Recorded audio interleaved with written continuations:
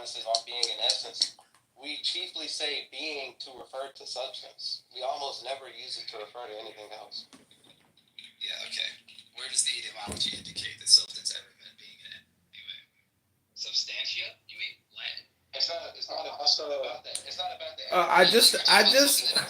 I just asked ChatGPT what angel is, and they said that she's generally 5'2", a spinner. She got great hair and pretty eyes and a good smile and a fantastic ass.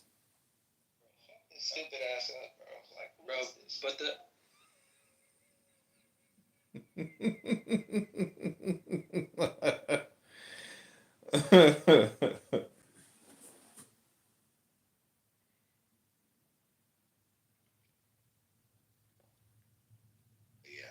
They don't even look at it as a deficiency, but look at it as something as positive. Like that's success. When you're able to bend the image in the spoon, that's when you have success. When you're able to see that we are in Zion, this is the land of milk and honey. This is heaven. That's success. Until then, you're doing some crazy, you're doing some shit, you're self-sabotaging yourself, and it's a self-defeating prophecy, and you cannot get away with it. As much as you think you're getting away with it, like you said, you all going to die. So, did you really get away with it? It's as if you never. Think you're smarter than fucking God. Damn right. Kiss my ass. You motherfuckers don't even know the half. Fucking hilarious. Like, you think you can outwit the devil? He's not gonna say he was losing with stiletto times. If you never heard of politics, Linus, what a loser. Now, you know Napoleon Bonaparte actually met Ramses II, Pharaoh of Egypt. Napoleon Bonaparte? Oh. Yeah. You know, when I was reading about those pharaohs and those gods, which was very interesting about them, they were, a lot of times, if you listen to the stories, at least from what I gathered from the stories, and let me ask you guys, I saw a lot of individuals that were looking for holistic approaches to things, but they never were getting it. Like they all had some form of insecurity. Like they weren't gods. Gods don't need protection. I was just doing this research about protection. Those who deem they need protection, and those who feel like they don't. And it was kind of interesting. Let me see if I can remember. Where was this at? It was way in this. So I was talking about the word injury, right? That was one of the things I was talking about. So I said to ChatGPT, let's go back to the word injure, right? Injure. I-N means inward. Jury means jury. What does that mean? Injury. The inward jury. What would that mean? You're judging oneself, right? How you're judging. Is that like a jury internally? So anyway, ChatGPT says, yes, you're making sense. And you're breaking down the word injury and its components in an interesting way. Let's break it down further to see if we can solidify what you're talking about. But we talk about injury, the inward judgment. So when somebody says, oh, I had, you caused, pain and suffering, and the person is talking about pain and suffering, that individual is fucking induced that upon themselves. And so the first person that should be charged with that shit should be the person who's saying they gone through pain and suffering.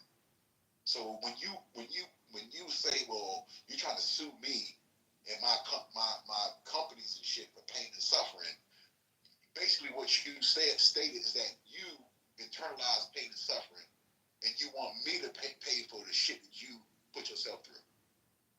And most companies have been paying these fucking people they got these other people in place that's scared as fuck. I guess these risk management people that are fucking scared as fuck, and they're basically taking my money and just throwing it to these people because they're hollering. And I'm like, fuck that. No, we're not gonna keep just throwing them money because we can. You know what? Let's play a different game. Let's start challenging these motherfuckers. Give a fuck what kind of lawyer you think you got. I don't give a fuck about your lawyer. Yeah, I'm gonna challenge you. You talking about pain and suffering. You said I caused this. Well, let's find out. Let's So if you are not self-sufficient, if you have not mastered self, that means you are falsely making false accusations. And you know what? I want, matter of fact, pay me for the time you done brought me to this motherfucking court. And you taking my company through all this shit. Now you paid me with interest. Yeah, and you motherfuckers would belong to me. You all are slaves. All of my fucking slaves trying to act like you want, pain and suffering, like somebody doing something to you. This bullshit. You know what's funny? It's actually very easy to create slaves. Well, of course it is, because they're already self-created. They're already enslaved. Because if as soon as somebody depends on something externally, you're a slave. You have a master. If you're depending on something externally, you have a master. The external stimuli becomes your master. Do you agree? Right. Exactly. The external stimuli becomes your master. So if I offended you, and like I tell people sometimes, won't you address me as your majesty? If I offended you, if I created a feeling inside of you, address me as your majesty, please. And then I'll own it. I'll be like, okay, yeah, I did that. But until you address me and give me the proper respect you guys claim, this society or this social construct claims they fuck with respect. Once you give me my fucking respect, then I'll start doing it. Then things will change. But until then, I'm gonna keep fucking with y'all asses and whipping y'all asses left and right. Cause you can't beat me. So you motherfuckers will continue to die. You'll continue to go through all your suffering and pain and all this shit. And you continue to go through this curse you claim you're under. You will continue. Since you don't want to address me as your majesty, then you will continue to go through in your ignorance. Forgive them for what they do not know. I ain't mad at y'all. Ain't no need for me to be forgiven. For what?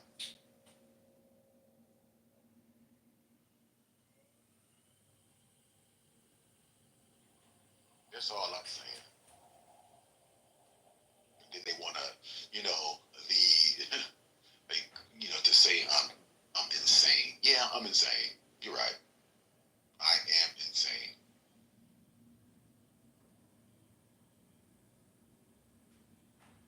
You know how many people, like during the course of, in history, when I was reading, I thought was interesting, how they would take land from the people they deemed would be crazy or insane.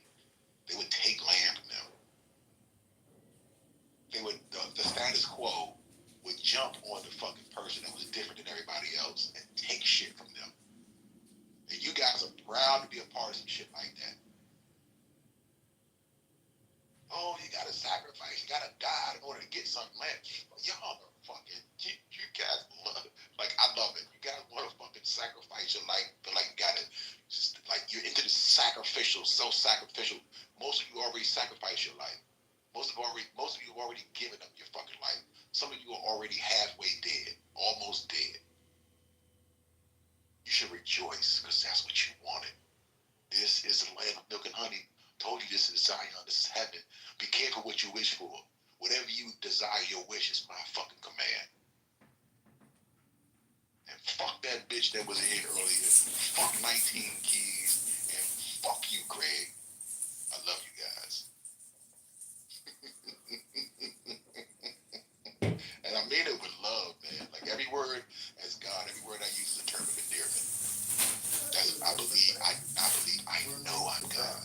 Every word I use is a term of endearment. I am Satan, I'm God. We're one and the same. Every word I use is a term of endearment. Do you hear me? Let me repeat myself. Every word I use is a term of endearment. Do you guys know what that means out there? But yet you're going to try to use it and say, oh, well, he harmed me. Well, wow. How can love hurt you? Fucking imbeciles. Make it make sense. Ladies and gentlemen, I want to thank y'all for tuning in to Lucifer's Lounge. Wait, Lucifer, before you blaze that faggot, I'd like to read you a poem. Yes, sir. What's up? John, how come you just... All right, go ahead. You just tuning in. Go ahead. John. I was just looking at your podcast. I wish I could. I mean, I want to do what you're doing, and I was doing it, but then for Why'd some you stop? because I just was getting no listens on Spotify at It all. don't make no difference. Yo, John. I know. I got to don't start ever doing stop. it again. I know. Yeah, I don't got to ever do it. stop, bro. You got the voice. You're very talented. Like you know what I mean. Like I just, for me, YouTube. I'm just like so big into YouTube that I've just. The thing is, you got to kill not just 2 birds with 1 stone nowadays. You got to kill fucking 10 birds with 1 stone. I know, but that's why I was saying you do the Spotify, right? And it distributes your podcast through Google, Spotify, Apple, like all the podcast distribution. You'll get distributed through all that. What do you use? What is it called? Like Fireside or something? I use Spotify.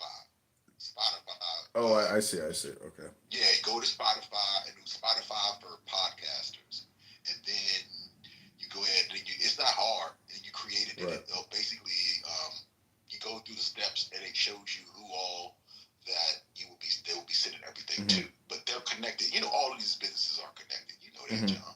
Yeah, I know. So it's just a matter of time, brother. Yeah, basically, I mean, you know, you're in the hypnosis business. I think everybody who's ever been in the communications industry has always been in the hypnosis business. Dan Rathers, Barbara Walters, you know, God, I had like a perfect example of hypnosis recently. Anyways, I want to read you this poem. It's called Yes. God's Speech. This is from the Alter Rebbe. It says, God's speech is not like your speech. When you utter a word, the word seems outside of you, but there's nothing outside of God, and no place is empty of Him. Even when God speaks and words become worlds, the absolute union of God and creation is unbroken, and hence God has not changed. As breath is veiled in sound, becoming word to a listener, so God's light is veiled in form, becoming creation to the created. God perceives no other, for everything is God without distinction. This is what is meant when it is written that darkness and light are the same to God. Even the shells of self are not other than God, just as turtle shell is not other than the turtle. Thus it is written, Yahweh is Elohim. This is the subnotes. Your very existence depends on your capacity to say, I am. Neshama is the faculty that allows this to happen, since God's non-duality, shlamut, necessitates the existence of a multiplicity of I am. It would be a mistake to imagine that Neshama is evil, or that it must be eliminated. The same is true of the Kalipot, the shells that allow you to see objects as other than yourself, and the Kalipot Noga, the shell of ego, which allows you to be you at all. Everything from the most sublime to the most mundane is part of God's infinite creativity. The problem is not with the Neshama and Kalipot themselves, but with our ignorance. The problem is not that you say, I am, but that you mistakenly assume there is nothing besides me. This ignorance is maintained by ignoring the fact that you cannot exist alone, that you are not separate from your environment, and that the whole environment, from Adam Kadmon to Asiya, the first and fifth worlds of divine emanation, is the outpouring of God's creativity.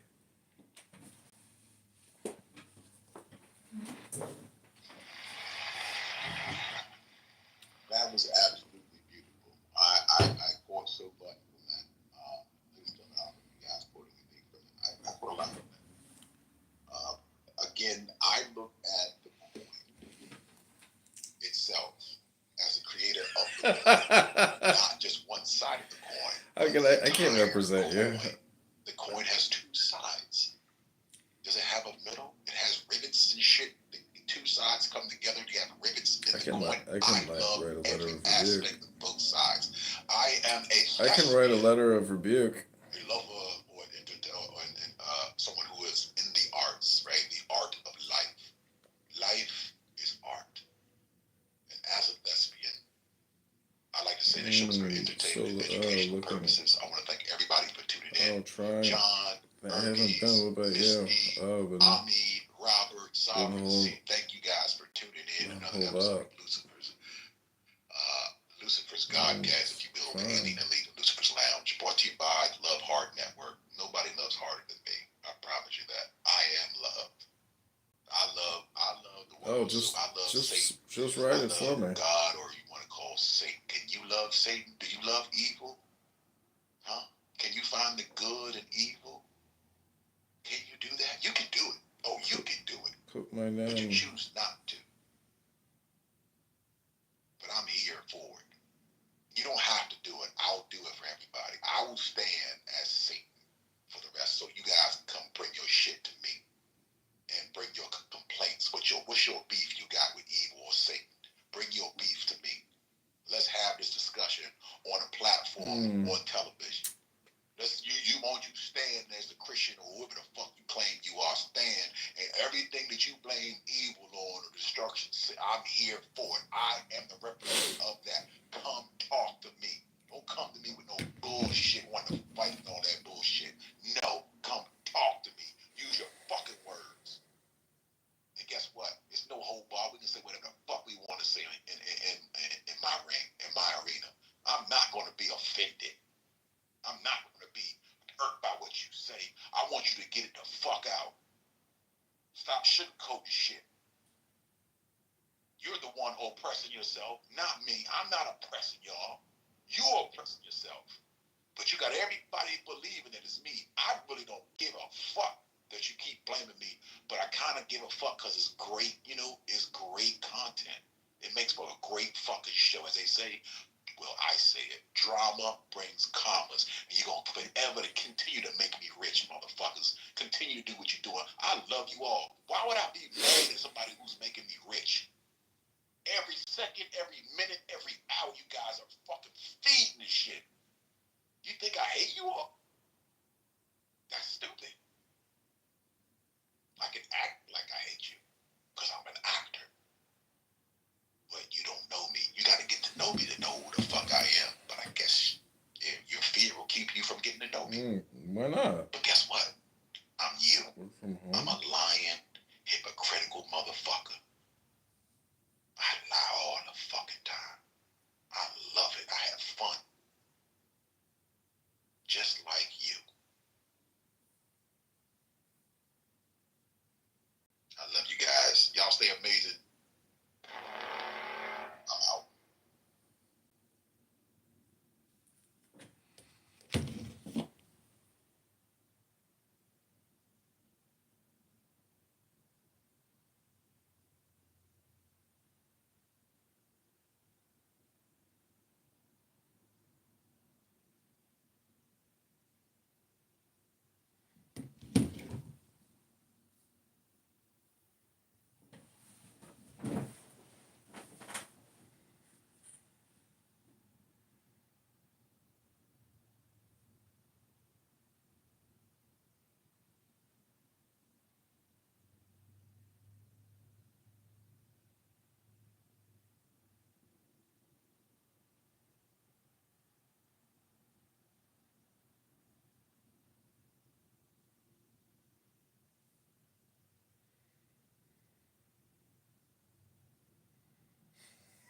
The worst one of them all.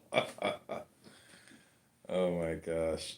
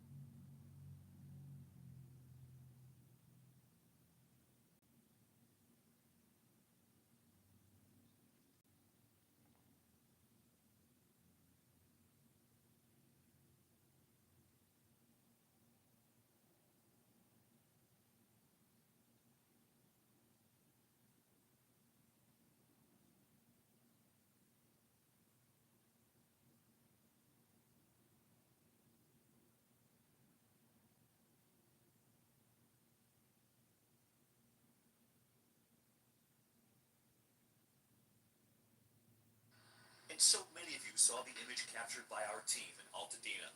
A lost dog standing by this firefighter as he battled the flames. Max, separated from his family in the Eden fire. Dog trainer Chris Apkarian of Clutch Canine in Pierre, California, called in to help, taking in Max. His family has been found tonight. We're gonna go and take him to our facility, get him food, get him water, and then reunite him with his owners. Max is doing well, his family preparing for his safe return.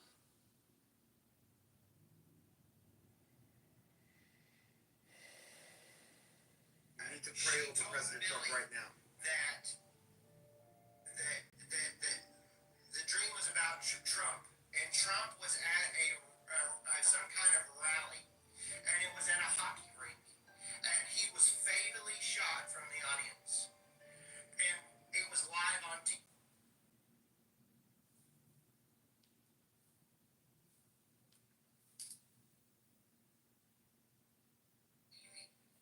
You feel very uncomfortable with Lyndon Johnson. It's a reset. Well, how? 9:30. Until he had a couple of silver bullets, as he would call them. Yes. He had a couple martinis, and then he got loquacious. And I said to him, so, Mr. President, let me ask you a question. Who really killed John Kennedy? He kind of stared into his martini, and he shuddered. He said, well, Dallas. I said, I'm sorry, sir, I don't understand. He said, let me put it to you another way. Lyndon and I both wanted to be president. The difference was I wasn't willing to kill for it. 9:30. Until he had a couple of silver bullets, as he would call them. Yes. He had a couple martinis, and then he got. Did you come to the conclusion that Lyndon Johnson was behind the assassination of?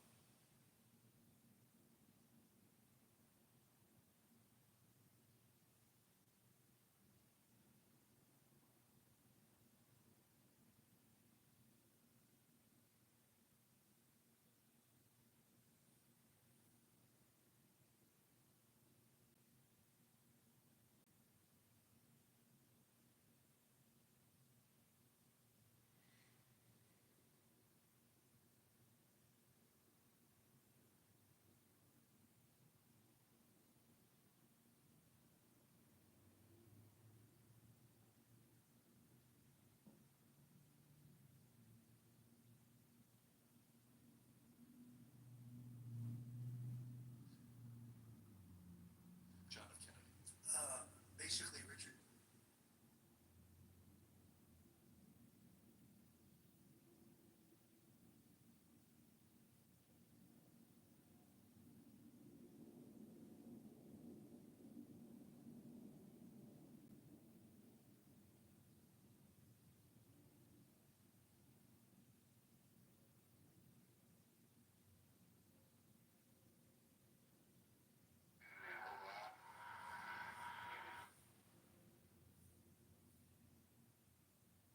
Amazing benefits of this product. It's got bladderwrack and burdock root in it, which is also rich in iodine. I work at this top consulting firm, and my client is the Pentagon. So I'm embedded in the Pentagon. I work in the Joint Staff, which is the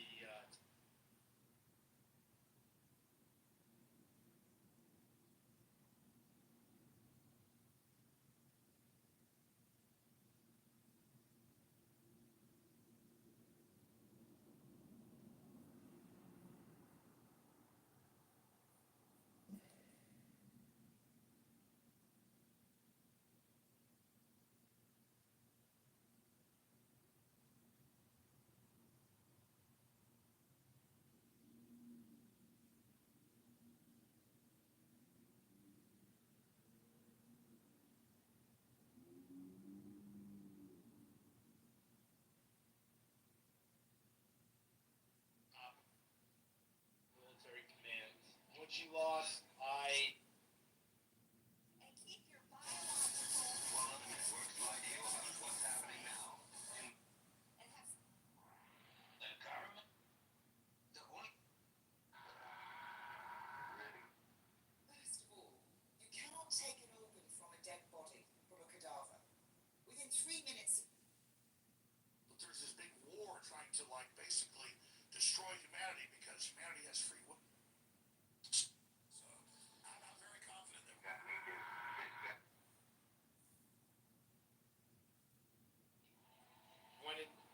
intelligence community, and I mean,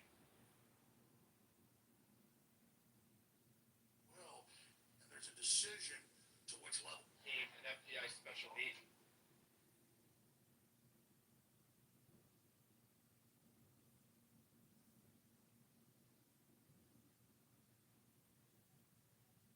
Anyway, this week, and that they are all pre-planned as part of a massive disclosure project, not a disclosure necessarily in a alien, non-human way, but a disclosure of what these black operators have been doing for the past 2 decades, which is retro-engineering alien craft and potentially doing experiments on what they call organics, that's non-human matter, and using human subjects in a very degrading and horrific way as part of this.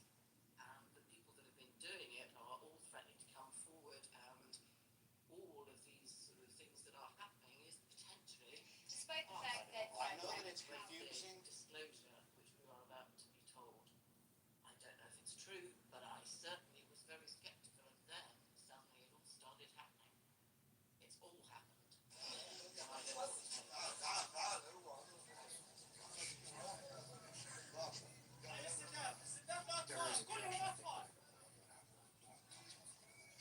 You got time for one more, Andrea? Yeah, I'm gonna go. Sorry, Guido. I'm gonna go with the person that I brought up. Introspect. We hasn't spoken before. Charles, good afternoon. A ceasefire You can unmic. between Israel and Hamas could be just hours away. An Israeli government Well, go official- ahead, Guido. We gave him a chance.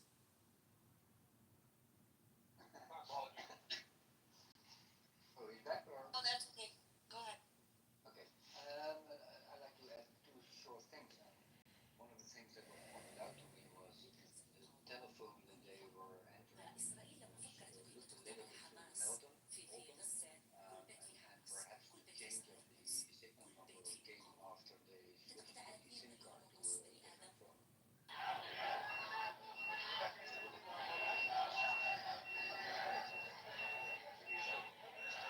Other thing is, what was teach to me when you have the suspicion that you're being followed, especially when you're not knowing who is following you. One of the things that you automatically start to do is trying to record this. And so if he was being followed, then he probably would have tried to make pictures or try to make sure that it's in some way was recorded on one of his devices, so they could have accidentally. What I think, Yeah, it's almost like you would want that information. You would want to make sure the information is out. Taking 60-degree Okay, so during Pete Hegseth's Senate confirmation hearing for Defense Secretary today, Senator Mark Wayne Mullin went through a lot of different sites, and really it's hard to see, but in general, the U.S. Secretary of Defense position is filled by a civilian. Background check on it. That's it. If you have served in the U.S. Army Forces and have been in the service for his qualification, the qualifications are for, there's a lot about it. Senator Mark Wayne Mullin of Oklahoma got tired of Democrat senators acting like they are just perfect human beings and perfect politicians. Here's what he said to them. You let me know what you think about it. There's a lot of talk going about talking about qualifications and then about us hiring him if we are the board. But there's a lot of senators here I wouldn't have on my board because there is no qualifications except your age, and you got to be living in the state and you're a citizen of the United States to be a senator. Other than the fact we got to convince a lot of people to vote for us. And then when we start talking about qualifications, for if you're qualified for, could the chairman tell me what the qualifications are for the Secretary of Defense? I love beer. Mr. Chairman, could you tell me what the qualifications are for the Secretary of Defense? I'd be happy I'll read it. for you to do Yeah, that. let me read it for you because I was getting some advice from I my understand second that. in command. Yeah, but I'm just making a point because there's a lot about qualifications. I think it's so hypocritical of senators, especially on the other side of the aisle, be talking about his qualifications, not going to lead that a secretary or be the Oh, Secretary of what's Defense, your number? and yet your qualifications aren't any better. You guys aren't any more qualified to be the senator than I'm qualified to be the senator, except we're lucky enough to be here. But let me read you what the qualifications of the Secretary of Defense is, because I Googled it, and I Googled it and went through a lot of different sites, and really it's hard to see. But in general, the U.S. Secretary of Defense position is filled by a civilian. That's it. If you have served in the U.S. Army Forces and have been in the service for, you have to be retired for at least 7 years, and Congress can weigh that. And then there's questions that the senator from Massachusetts brought up about serving on a board inside the military industry, and yet your own secretary that you all voted for, Secretary Austin, we had to vote on a waiver because he stepped off the board of Raytheon. But I guess that's okay because that's a Democrat Secretary of Defense. But we so quickly forget about that. And then Senator Kane, or I guess I better use the senator from Virginia, starts bringing up the fact that what if you showed up drunk to your job? How many senators have showed up drunk to vote at night? Have any of you guys asked them to step down and resign from their job? And don't tell me you haven't seen it, because I know you have. And then how many senators do you know have got a divorce for cheating on their wives? Did you ask them to step down? No. But it's for show. You guys make sure you make a big show and point out the hypocrisy because the man's made a mistake. And you want to sit there and say that he's not qualified? Give me a joke. I mean, it is so ridiculous that you guys hold yourself as this higher standard and you forget you got a big plank in your eye. We've all made mistakes. I've made mistakes. And Jennifer, thank you for loving him through that mistake. Because the only reason why I'm here and not in prison is because my wife loved me too. I had changed, but I'm not perfect. But I found somebody that thought I was perfect. And for whatever reason, you love Pete, and I don't know why. But just like our Lord and Savior forgave me, my wife's had to forgive me more than once too, and I'm sure you've had to forgive him too. And so thank you. So before I go down this rabbit hole again, tell me something about your wife that you love. She's the smartest, most capable, loving, humble, honest person that I've ever met. In addition to being incredibly beautiful. Paid for them. Let's end with this, Mr. Chairman, about the qualifications. You got a paid man for them, who what has the literally fuck? put his butt on the line. He served 20 years in the service, multiple deployments. Has heard the bullets crack over the top of his head.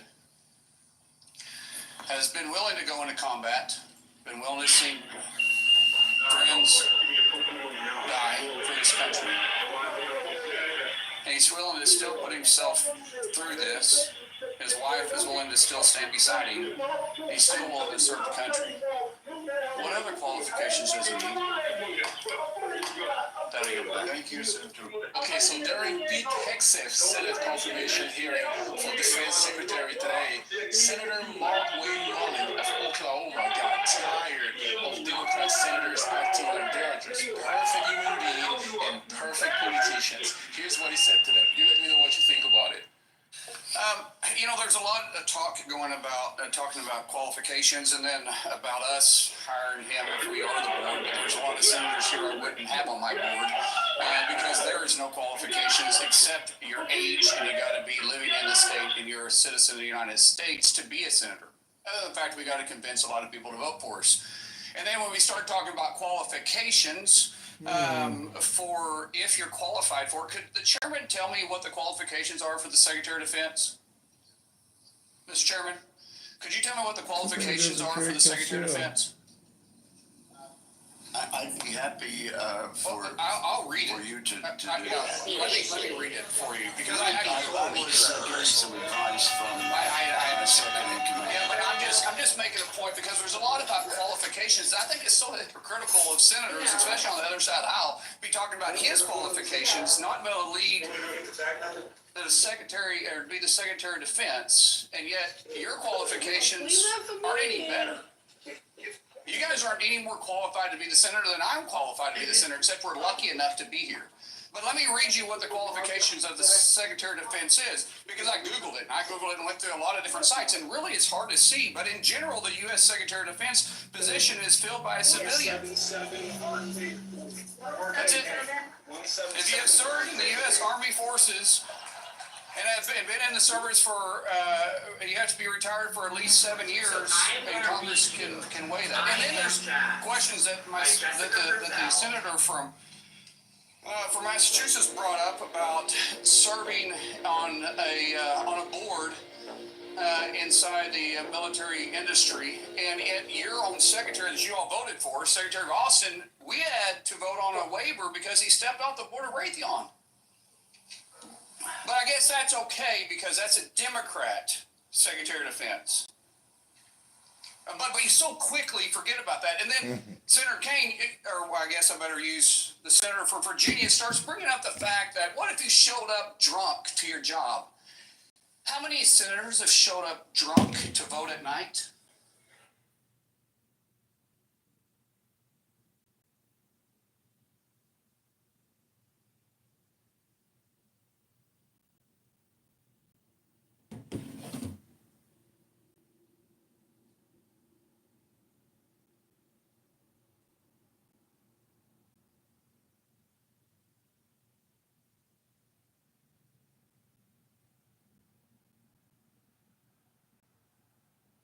These debates and getting ready, like they've been like.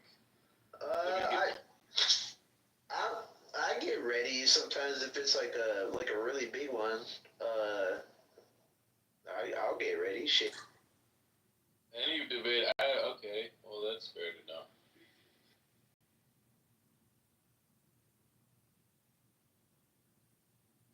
This guy is drinking. Is he from Detroit?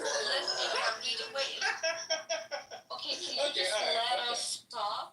Can you let us talk? So we gotta live in. So this guy is from Brooklyn, right? So this is never. Both of you guys just want to go and have New York, right? No, I mean if they're Chinese Arabs, then you know. No. I'm talking about.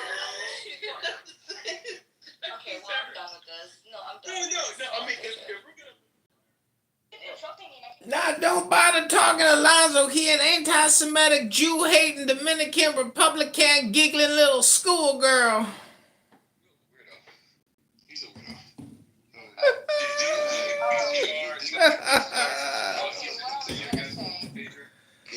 I'm a weirdo. You're a weirdo. Okay, this is Adrian. Look at that ugly rat face PTR. You can't even grow a full beard.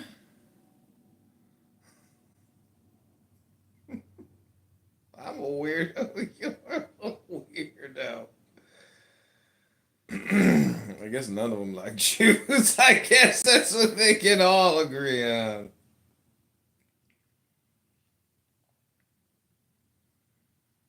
That's it. There's like no more rooms. This app is toast.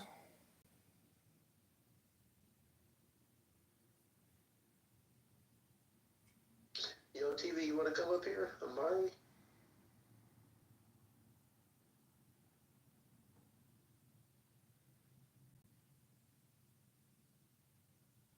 I'm gonna get the poll.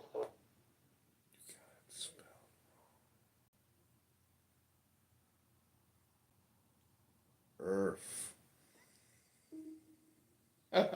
Earth. You got it spelled wrong. It's spelled Earth.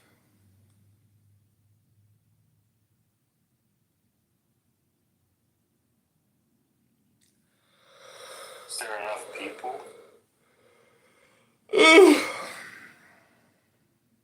No, we can give it like 5 minutes to make sure there's at least a decent amount that comes in. It's gonna be a fascinating conversation. I just know the truth of the earth is gonna come out. And we're all gonna become that much more enlightened from the conversation. I know it's gonna be exceptional. Okay, great.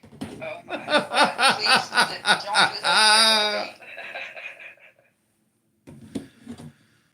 If you could update the earth to earth, I would appreciate it. Thank you very little.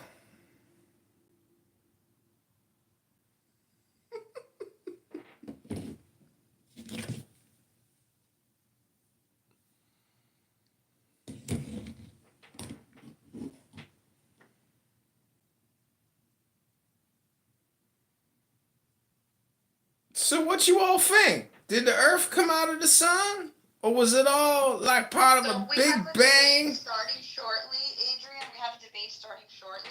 Oh, ding, ding, ding. I didn't know. I thought it was just real time. That's why. Why does he sound like that? I thought it was like free beer tomorrow. I didn't know. I thought it was happening now. That's why it's happening. It's happening. We're just waiting for a few more people to come into the room. Oh, you mean the big brainiacs, the big intellectuals like Cora. It's gonna be Day Day and Corey here. Oh, it's gonna be amazing. Does Day Day have like a nasal infection or something in his nose?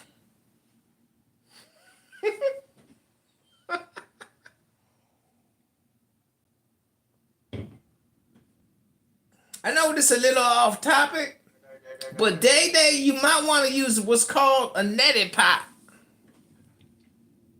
Thank you.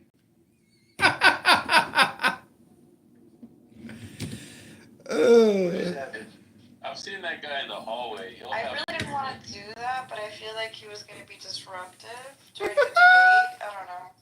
No, you definitely did the right I completely forgot what I was about to say next when he started his bit or whatever you call it. Yeah, it's definitely a bit, yeah. There's some people in here that have a better bit than, like, there's some people's bits, you'd say they're a little bit more convincing. Right. That just seems, well, there's too many negative adjectives that can be applied to that, so I'll just leave it there. But I don't know if he was kind of going for that. I think he was going for that, like, ridiculous thing, but, like, you remember how you guys were saying, like, and I don't think I don't know if I don't think it's a bit, but somebody was saying that the caveman, his whole thing is fake, like it's all a bit, it's not real. Really? No, I don't think so, but if it was fake, then that guy is hilarious. All right. I'd say 8:54. We go ahead and run it. So 4 minutes. I still think he's funny, but if it was just one. Okay. In 4 minutes, we'll be starting. I hope the debaters are ready.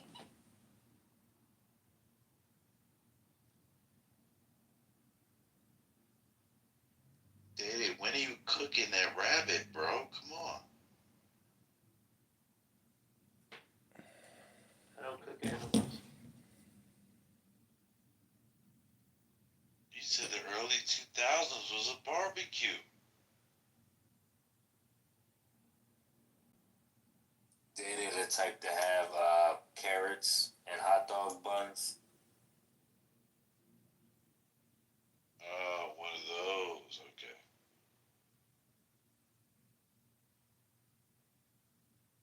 Wait, so let me just be sure. It's 3 rounds, right? The intro, and then you have the Q&A on the second round, and then the last is... Good evening, Dejana. This is John. Hope you're having a great evening. If you're free, I'll give you a call. Bye.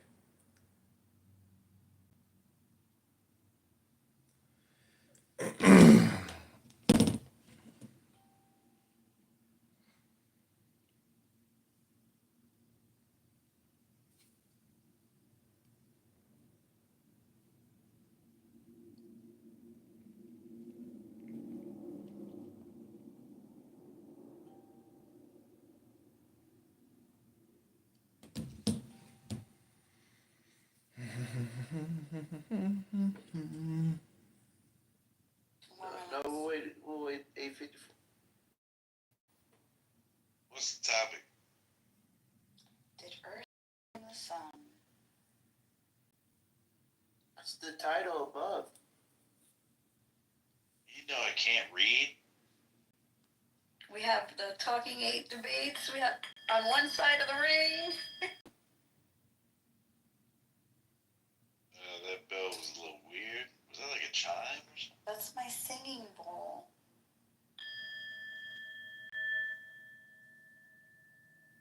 What was that? CC, what is it? A Tibetan singing bowl. Oh, okay. Damn, we could still Oh, still. I think you need me. Don't worry, Amari. It's not some weird thing How are that you I'm like keeping trying to warm? possess you Oh, with. join me. I didn't say Join me that. for join me I for was hot just making chocolate. sure I heard what it was. See, that's how you guys programmed them, Mark. We were already knowing Join you me were for thinking hot that. chocolate. I didn't say that's what I was thinking. What's your number? I just figured out what it Let me was. treat you that. Are you on that couch again, bro? Sin Get out of that Simba. room. What room? Hello. That basement dungeon that you're in. Where did I get the Wow. title from? Where am I supposed to go? Court. Okay, let me put. Hold on. Let me add to the title so it makes more sense. Front porch, the garage, there's multiple rooms in that house. Yeah, but I wanna. But All right, it looks like we we're all got our favorite. starting. It is now 9:54 my time, but 8:54 Day-Day's time. We have a debate starting here in the Talking Apes room. Rapid debates. So it is Day-Day against Corey. The topic is, did Earth come from the sun? We're going to do 3 rounds. You have 1 minute for the intro. You have 2 minutes on the second round, which is a Q&A. You have the opportunity to ask your opponent questions. And then we have the final round, which is a minute, where you'll present your closing statement. Our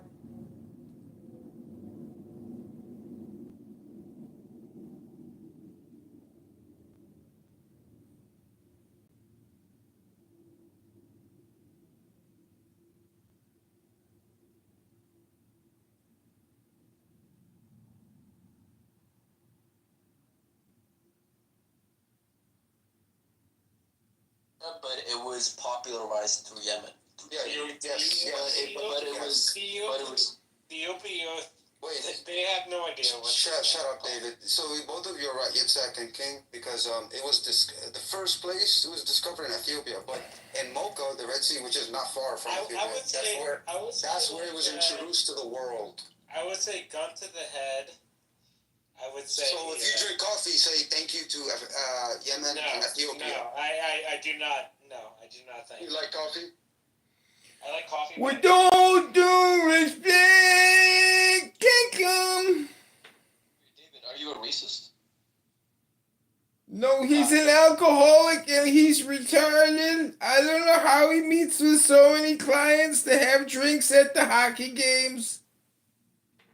He's a Temu TikTok e-commerce millionaire, a hero, but a clown house zero. With all due respect, kick him. Yeah, we got a poison in here. We gotta close all this shit now. Because someone decided to be a virus. David never answered though. David, are you racist? Of course not. Come on, you kid. Adam, he said too many cooked up crackers. So. Are you intoxicated right now, David? David's always intoxicated. He's drinking at airport bars. That's not I reserve the right to drink. Nice, Harry. Harry Bell's like, be nice. Be nice. No. I'm a Trump supporter. We're not nice. We got the edgy alt-right. We got the edgy alt-right TQS NSC motherfuckers in here. Let's go. Y'all watching Charlie Kirk? Eventually, Harry Balzac, I definitely voted for Trump to be president. Yeah. I'm voting for Charlie Kirk. Yo, y'all voting for Charlie Kirk in 2024? I love Charlie Kirk, man. I think he's awesome. Wait, why are you laughing? Who is Charlie Kirk? Who is that guy? Bro, Charlie Kirk will fucking how do you destroy not know Charlie anybody in Kirk? the tap on a debate, bro. That is Destroy any of you. That is easily the most politically knowledgeable man. Oh yeah, he is. Very, very well educated on What's politics. wrong? I want to a date. I never went to college. So for the record, I'm not going to the Trump inauguration, but I could go to the Trump inauguration. Oh, you got to. You have to. You can't miss Is anybody else going to the inauguration? I'm going. Come on, David, get a ticket. I'll see you there. I'm about to go to that shit. Hell yeah, man. As the Republican committee person of the 45th Ward of the city of Chicago, I would like to throw an official VIP Donald Trump inauguration party sponsored by Timu and David Bobadilla. So Harry Balzac, I was actually invited to go. Wow, I'm surprised somebody actually invited you. Yeah, dude. So like, I won't say who it is, but somebody invited me. Was it your girlfriend, Laura Loomer? Hey, David, can I come? Can I come? Do not come. Daniel, we can't kick them up because Pan-African, I don't know if he's here. Yeah, I think he's back for a second. But he could just leave, and if he leaves, it will make me mod. But he's also on the app, but also not moderating it. With all due respect, kick him. Why is Adam call us crackers? I don't understand. He doesn't even know what skin color I am. Why you can tell somebody's skin color by their voice? That's pretty racist. Yeah, that is racist. Like, you can assume. They think we're crackers because we're talking. Isn't that fucking racist, bro? Yeah, that is racist. It's not, it's low IQ. Hi, Galilean princess. Free Palestine from Hamas. So do you guys feel offended by that? Freeing Palestine from Hamas?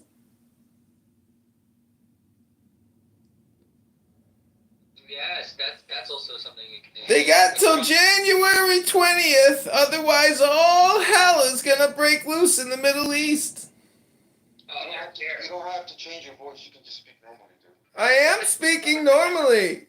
Please don't speech police me like you do all your fellow Muslims. Yeah, I think he's doing it. An autistic guy on the app. Just get him some slack, okay? Yeah, we got the Emperor Haile Selassie in this bitch. But Harry Balzac, this person is being very aggressive. I don't know. David. You should make a room. David, stop drinking so much vodka and tequila on Friday nights, Saturday nights. Raboina Shaloiloim. The crackers took over the room. Yeah, I'm gonna add you guys. Alright, Kingo. Okay, add us. We can't wait to talk about all the exciting things you want to talk about. I remember, my favorite time was, people, going after Harry Balzac, and back in the day, it was a while ago. What were they saying about the Harry Balzac?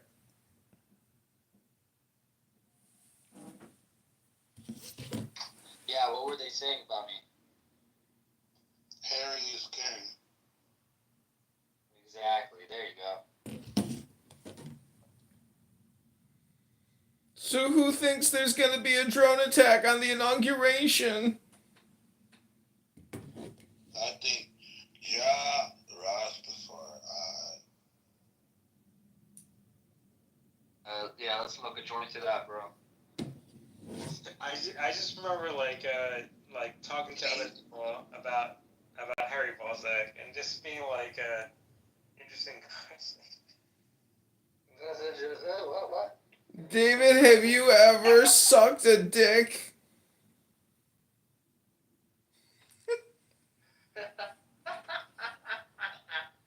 I'm beginning to think you bi-curious.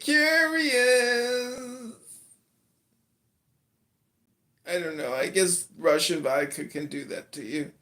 Too much. Hates this guy. But this guy's actually fucking hilarious, honestly. I know. I don't know why people hate me. I have a show called Everybody Hates Adrian. Because you're the biggest troll on the app. I know. Oh man. It's a kingly thing to be hated. That's what Marcus Aurelius says in the Stoic philosophy.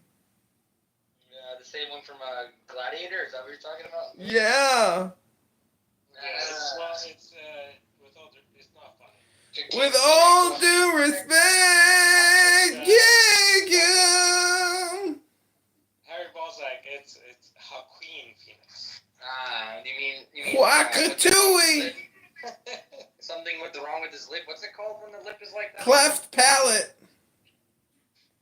No, that's not what it's called. No, he had a cleft palate. They had to surgically repair it. Yeah, look it up. I went out. That's what it is. I went out on a date with a girl that had a cleft palate once, and I said, if we have kids, will our children have a cleft palate? You need to calm down. I'm trying to listen to everyone else, and you're being very aggressive. With all due respect.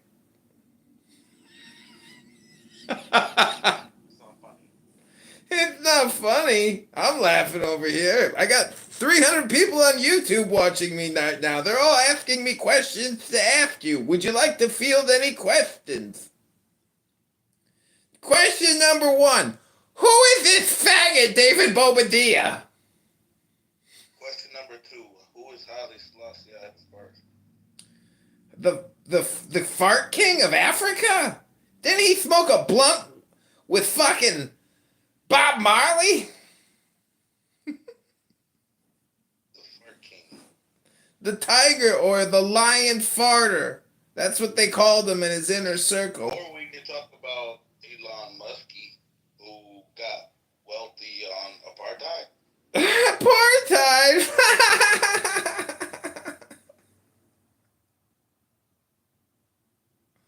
What is apartheid exactly? Okay, so without listening to him, Harry Balzac, what's up? It sounds like you enjoy saying that. I know. He loves it. David, have you ever done a teabag? You said it like you wanted to enunciate sack part. I always loved Balzac, not Balzac. It's the Harry Balzac. Read the name correctly. You didn't say Zach. You said Zach. Yeah, Zach is making fun of my name. What is this shit? I apologize. Harry, looks like he wants to be a Balzac, you know? With all due respect, let's have a conversation but not include David.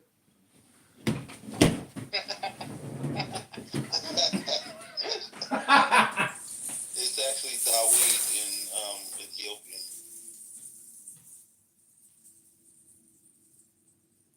I thought it was marijuana. That's what I thought.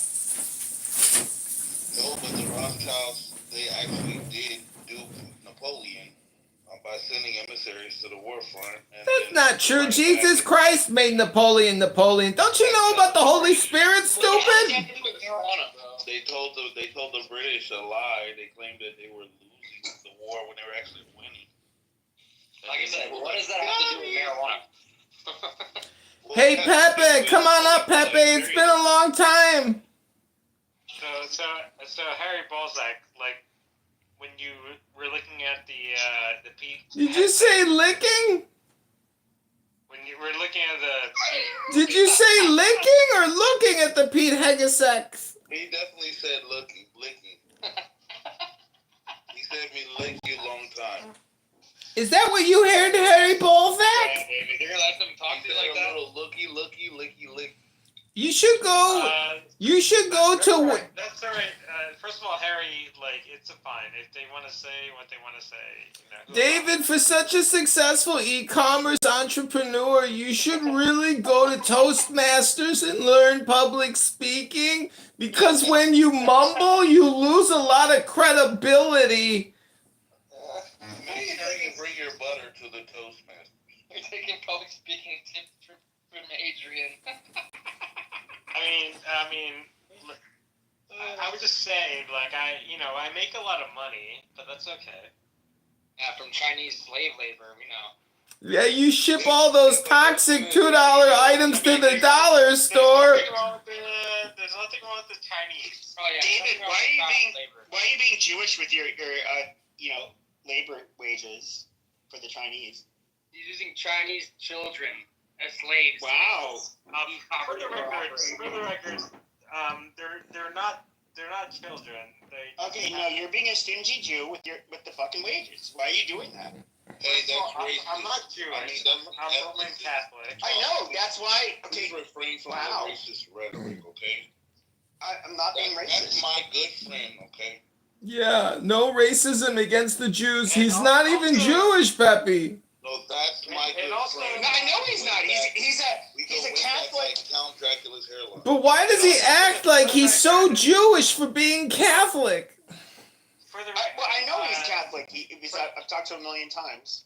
For the record, Harry Balzac is Jewish, and I'm not Jewish. But you sound like you've been mitzvahed. I'm Jewish. And you sound like you've been very Jewish. You just didn't pass the bar. How are you so successful but so stupid and drunk? Is the alcohol part of the success? Are you a functional alcoholic? Don't talk about my good friend. I'm not gonna answer. How did you say the rest of his name? Yeah, I'm not gonna answer that question. With all due respect, let's have another drink. I could go to the Trump inauguration. I got an invite from a very VIP person. Just saying, Harry Balzac. I heard you like Balzac, and I heard you like him Harry. So for the record, I did get an invite to the. What does that mean? You don't need tickets for that. For the record. Anybody can walk up to it. For the record. Hey, Adrian, your voice sounds just like Adrian from. Adrian! Adrian! I got a ticket for Trump's inauguration. Bro, be honest. Did you serve me A cease and desist. Did you serve me a double cheese quarter pounder last week at the McDonald's on 4th and State Street? Did you use the app to make the purchase, or did you do in-store on the display? Adrian, are you on the spectrum? Are you Asperger's? Which one is it? Adrian. I have autism and an extreme form of Asperger's.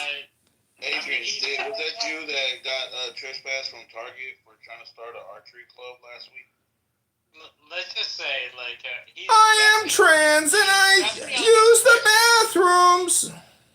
Think about it, bro. Autistic people are on the spectrum. They're like obsessed with like one thing for periods of time. Like, you know what I'm saying? So this guy, he's obsessed with like impersonating people for like the last 4 years. I don't like you talking about exactly, autism like like that. if you need help, if you need help, you can just ask us. Like, we can help you. Willing. Can you teach me to be less Aspergery?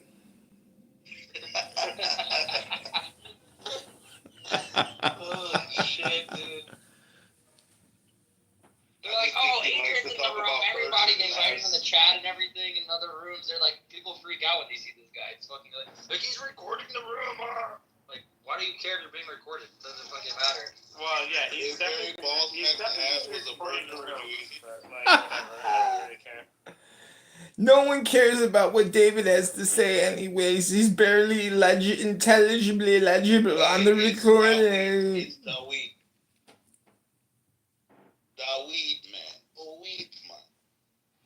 Most people think a great God is gonna come from the sky and take away everything and make everyone feel high. But if you know what your life is worth here on Clubhouse Earth, you will see the light and stand up for your right I heard to party. from Trolling University I heard you were summa cum laude. Yeah. I graduated magna cum cum laude. Like, with all due respect, I mean, you should be embarrassed the way you're speaking. I should be embarrassed? I'd be embarrassed to sound like you all the time. How do your partners, clients, and vendors have any respect for you, David? The thing about him is he's actually very knowledgeable on things, but he's just a troll. That's the only thing. He's just very knowledgeable, but a troll. It requires knowledge and understanding and integrative comprehension to do a successful troll. Rainbow last week. Butterfly in the sky. Butterfly in the sky. He can be knowledgeable, but, like, you know, I have a PhD, you know, so, like... So does Alex Soros, but all he does is take selfies with people that he manipulates with daddy's money. It's snorting time. Snort on the Source Rex. There's nothing wrong with having my father's money. Let's be clear. Just too much vodka Friday Saturday. Our daddy's money combined. We are. David, I was gonna say, like, for the record, there's nothing wrong with having. David, do you know what it's like on a Friday, Saturday night when no one can understand a word that actually comes out of your mouth because you're drooling and slobbering and, like, mumbling incoherently? Do you know what it's like to listen to you when you talk like that? I know you don't have a girlfriend that listens to you talk like that on a Friday, Saturday night. My good friend Dawid like that. With all due respect, I don't drink as much anymore. My brother who has autism is looking at this screen with anger right now. So, David, what's the last good book you read? The last book I read is the Bible, actually. What passages? What were you reading? What did you read? Tell us what you read, and did you remember anything about what you read? Any comprehension? I'm not gonna answer that question. I understand. I just finished Harry Potter and the Chamber of Secrets. What did you learn from that? That there's no such thing as a trans child? Dude, I realized Harry Potter is like I realized that we could smoke the goblet of fire. And yeah, and exactly. The hot box with the Deathly Hollows, and we meet every Wednesday. That sounds like a personal The next thing he's gonna do is go to Harry Potter World. I read the books now, and now I'm trying to go to Harry Potter World.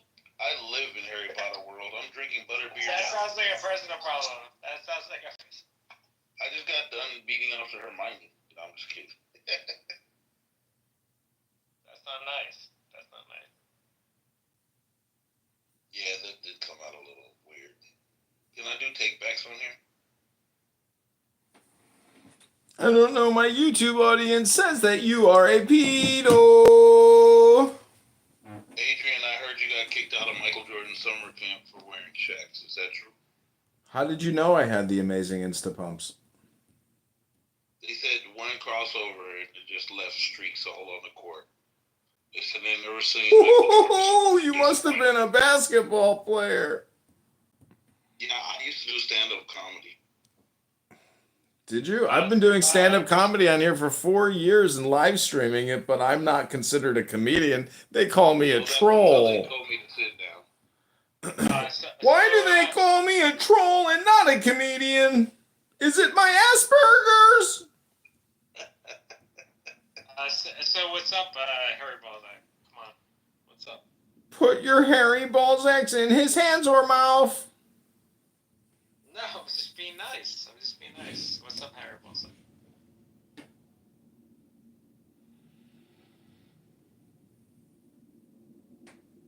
This has been an awesome theological discussion. I want to thank the Pan-African. I'm pretty sure he's an obnoxious Jew-hating piece of shit, but I'm not exactly sure if my memory's correct. For the record, Harry Balzac is Jewish, so, like, you need to relax. Oh, good. Okay, excellent. Then we're in good hands. Rabbeinu Shalom. One of Hashem's chosen people.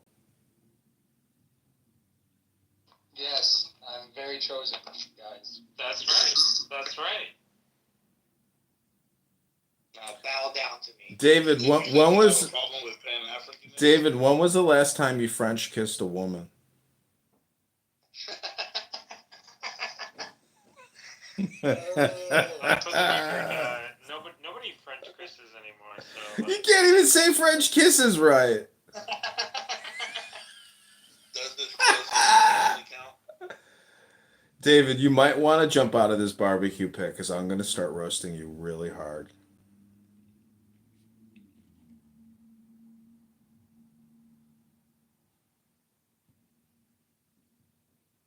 David, can you take a picture of your shoelaces right now and PTR it? I mean, my shoes are Balenciaga. No offense. You wear Balenciaga? Are you shitting me?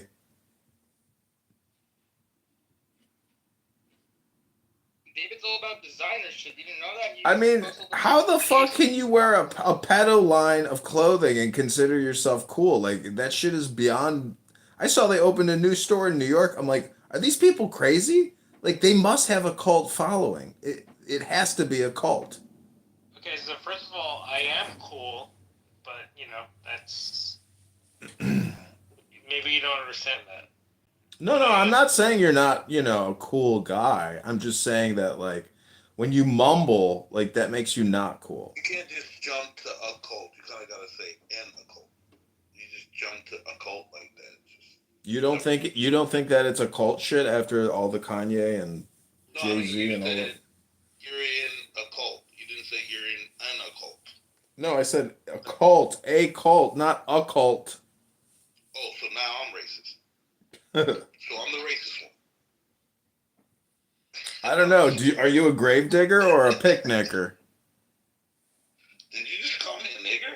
Whoa, that's racist. No, I said, do you work at a cemetery and are you a gravedigger or a picnicker? You heard that, right? You heard that, right?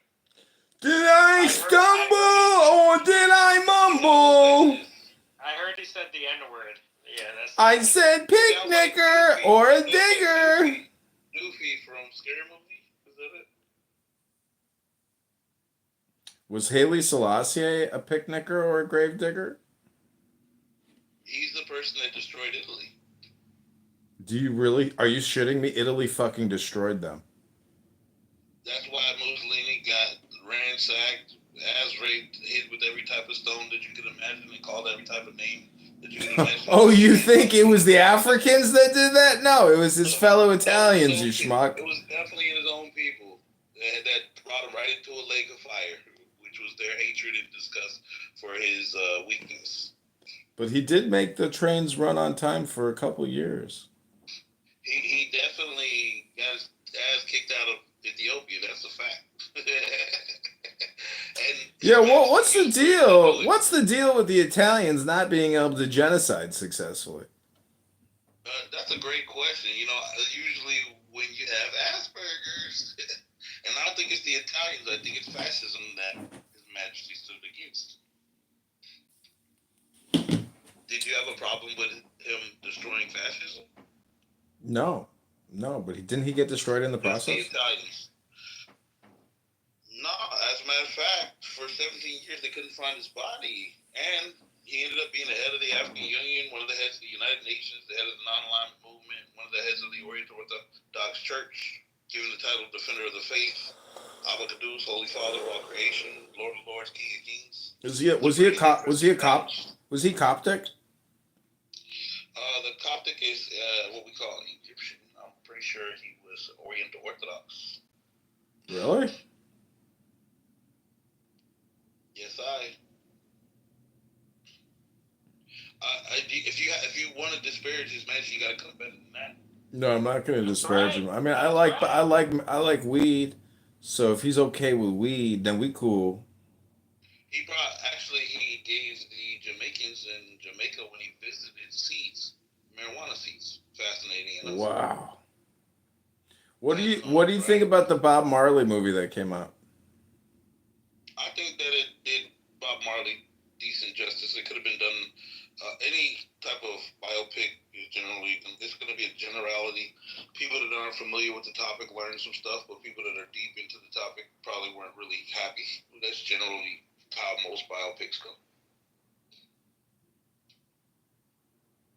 go. The previews when they show him rolling a joint and smoking a joint in the car with the kids, I'm like, what the fuck? Like, why would they put that in a movie preview? I think that it's cultural, like some people. They don't see weed as a bad thing like Americans do. Oh, well, you guys give thimbles of alcohol to your kids.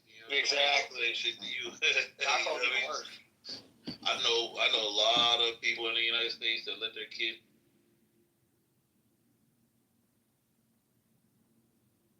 He probably swiped out. I was saying, I know a lot of people in the United States let their What kids. happened, man? You had to go get the blunt roller? I already rolled my blunt, bro. I was about to hit it. But I can smell your breath through the PTR. That's not my breath. That's my asshole. I got my booty cheeks next to the phone. I know, because all you doing is talking shit. So if Haile Selassie was such a great prophet unto the peoples of the earth, where the fuck is his temple now? It's still standing erect in the heart of Addis Ababa. It's called the Holy Trinity. Addis Ababa? Addis Ababa means new flower. Where is that at? It is actually where the headquarters of the African Union that he established is. Where is that? In the heart of what we call Ethiopia, the Horn of Africa. Ethiopia or Ethiopia? And guess what? The beginning of all humanity. Really? You think Adam and Eve, that's where Hashem put them? Where do you think Adam and Eve came from?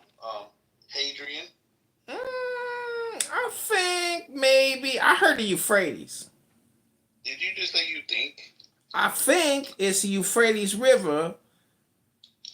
I noticed how you skipped the Gihon, the Pishon, and the Hiddekel, better known as the Tigris. Ooh. Jumped to the Euphrates real quick, didn't we? Ooh. How do you know it's not just a metaphor? Because scientists in China realize that all humanity comes from Ethiopia. Really? A Chinaman scientist, a communist partisan. Okay. Did you know that COVID-19 was a love drug originally? I believe that.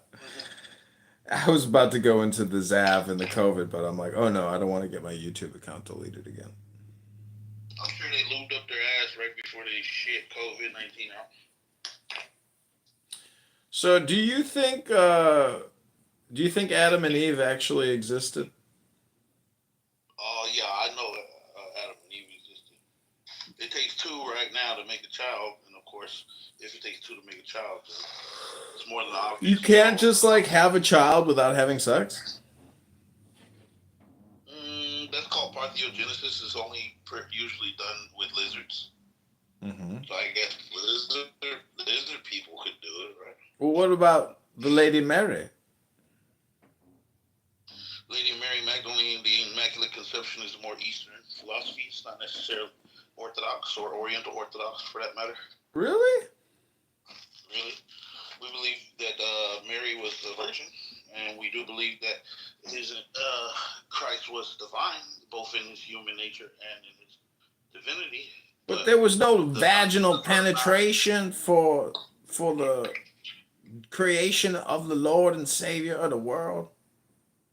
Well, in my opinion, the Bible doesn't really go explicit about anybody having vaginal sex. Can you give me 5 references where people are beating up them cakes? Let me Google that for you. All right. It's definitely not going to say Abraham beat them cakes.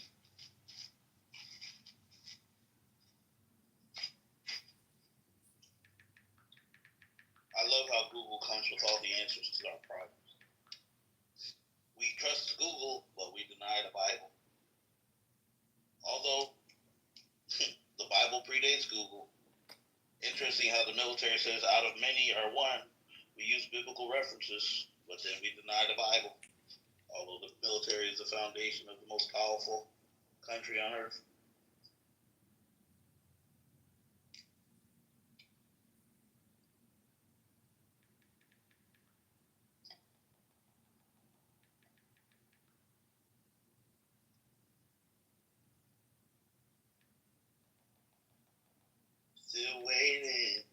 waiting on my bro to change. I think you're very intelligent, Adrian. Okay, this is what it says. It says marital sex is good and right. In 1 Corinthians, Paul says that sex within marriage is good and right and that it prevents sexual immorality. Sex outside. I said, can you give me examples in the Bible where somebody was clapping those cheeks? Yeah, this is it. Sex outside of marriage is immoral. It says Hebrews 13 says that sex outside of marriage is immoral and that God will judge the sexually immoral and adulterous. Mary and Joseph were already married. They just hadn't done the ceremony. That's why the Bible says that Joseph was betrothed to Mary. After a betrothal, then there's a ceremony. The ceremony had not taken place yet. The ceremony usually take a year or so due to Israel being under attack by the Roman Empire. Of course, they're not going to be able to do their regular ceremonies the way that they would have. So I'm sure that they consummated it in intimacy, and then eventually they had their ceremony.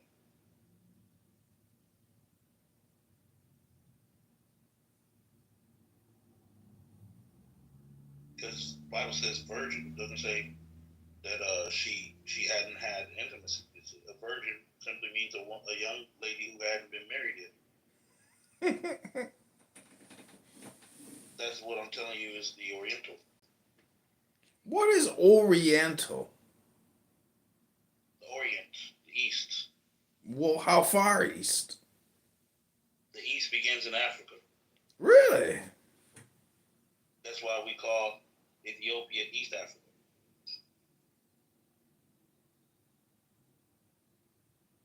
Ethiopia is the king or the emperor of Ethiopia is considered he who maintains peace between Islam and Christianity.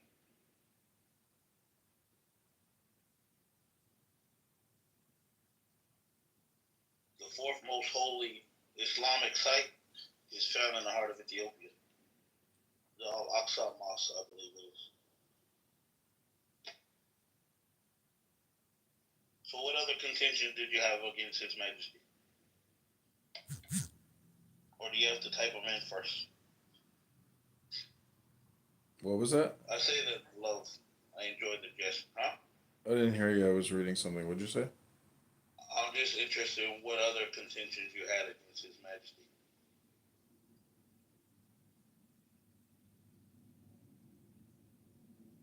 Wait, I'm sorry. I'm so distracted. What was that? I'm asking what other contentions that you have with Haile Selassie, His Majesty. Oh no, he sounds like a great guy. Just teasing. Just kidding. See how tough you really are when it comes to Haley. Haley was messaging me in the back channel saying, "Test my follower to see if he is truly one of my own." He says you passed the test. Congratulations. You can now enter into the highest level of Selassieism. Now I can put my Selassie Cobra Kai karate dojo belt on my head. Yes, we're actually going to mail you a secret. Thank you for a secret Haile Selassie decoder ring. Caleb is actually in charge of the Haile Selassie decoder ring distribution. If you can message him your address, we'll be sure to send you your gold emerald Haile Selassie decoding ring. Is it kind of like Captain Planet with our rings combined? Correct. We are. It's like Thanos' gauntlet with the Infinity Stones, or like one of those green rings, from the Green Lantern. Do you think Infinity Stone was like a way of saying Thanos is always high? What?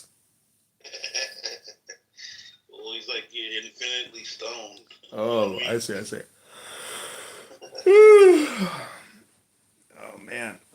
I guarantee if they would have gave Thanos 15 more minutes on that island alone, he would have just reversed everything and brought everybody back anyway. He'd have been like, man, life on the fucking run alone sucks. No, he used the stones to destroy the stones, and it nearly killed him. That's because he snorted the stones, bro. Oh, Crack Rack. Do you know about Crack Rack? He said, butterfly in the sky, I can get twice as high. Reading rainbow. Fly, go anyway. Do do do do do do do do do do do. How much money do you think that? How much money do you think that taxpayers paid that fucking guy to do the Reading Rainbow shows? I don't even think they paid him. He looks like he's gung ho, kind of like Zach from the Power Rangers. No, dude, All they probably had to do was tell him, "Hey, bro, we'll give you a tax break. We'll let you out today." No, dude, he had an entertainment lawyer because he was in Star Trek, so clearly he knew the game. They gave that man a Sega Genesis, the parents him for the That whole thing was a DEI construct. They never read a book on the show ever. That's hilarious. PBS kids. I'm more interested in Zach from the Power Rangers getting his ass whooped every scene, shucking and jiving every other scene. You ever notice that most of the black people in the 90s shows never really had a line anyway? Like, you ever see how the same he's done all the 90s movies? You ever see Richie Rich? Mm-hmm. That same black kid on Richie Rich is on Mighty Ducks. Then the same black kid from Mighty Ducks and Richie Rich is the same black kid on Sandlot. Mhm. You ever realize that? And he ain't got shit to say in all three movies. I never even noticed the black kid. See what I mean? See what I mean? Look, man, we're one. We're here, bro. You see? You get it, bro. That's why I talk to you, bro. Because you get it. Mm. See? And I like the way you said black. You didn't say black. Late in the day. Not too late. I think like what it was you can check on live stream. Go to SpaceX right now. Go to the SpaceX account. They have a schedule. The launch actually no. So the launch window opens at I think 4 p.m. Central. Bro, are you at Captain Narrow? This is Elon Musk live. Just before the conversation. The man, the legend, and the myth himself. I got my steak sizzling. What the fuck is this? I'm so retarded I could be an assistant manager at Goodwill. What the fuck is this?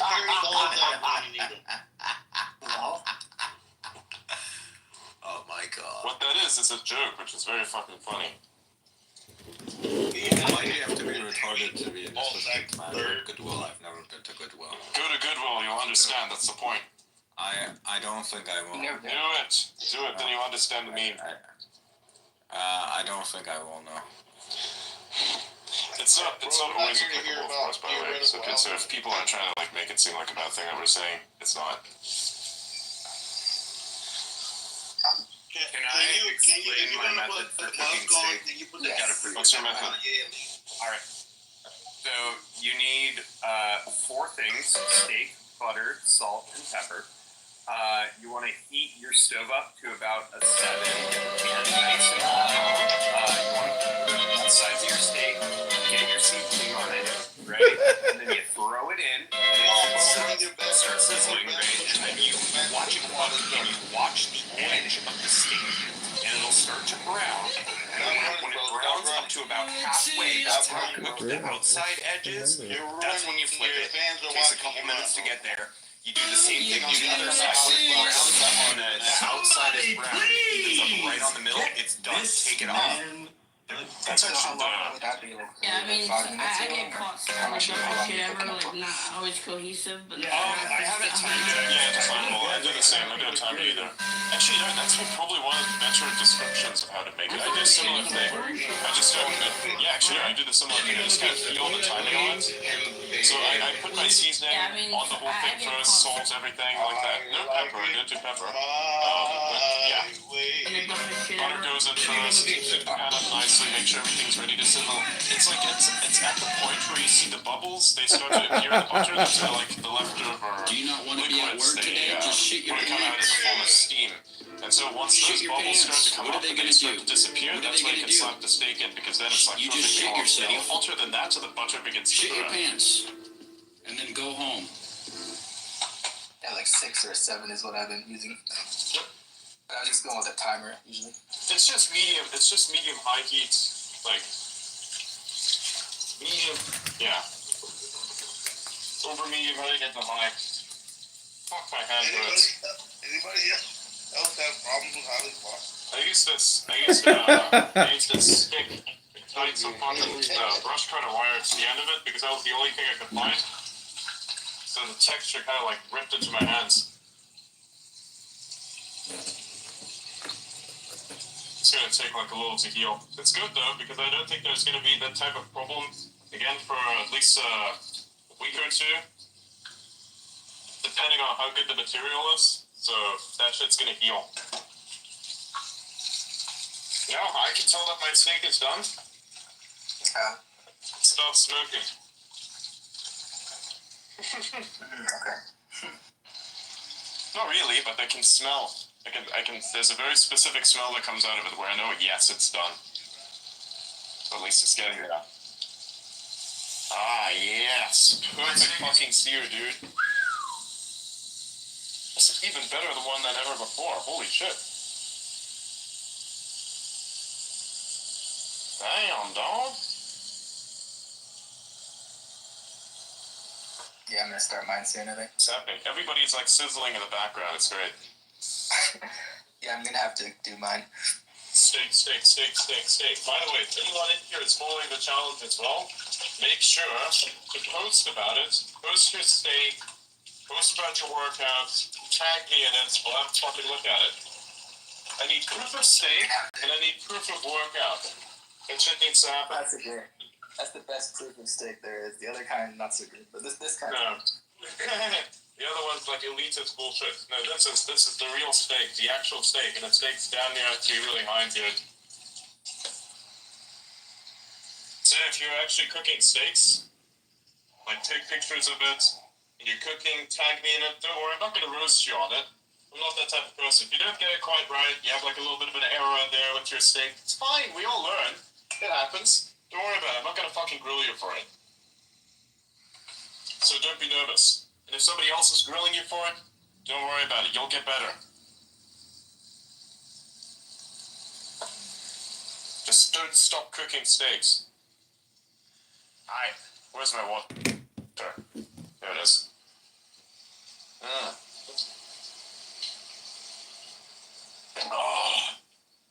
it's marvelous.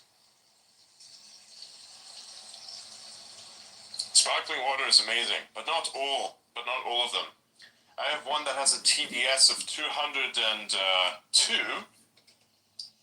For reference, by the way, so what makes water taste very nice is when you have certain components in it, and actually that you don't have too many components in it. So TDS means total dissolved solids, and that just basically accounts for anything that is dissolved in the water.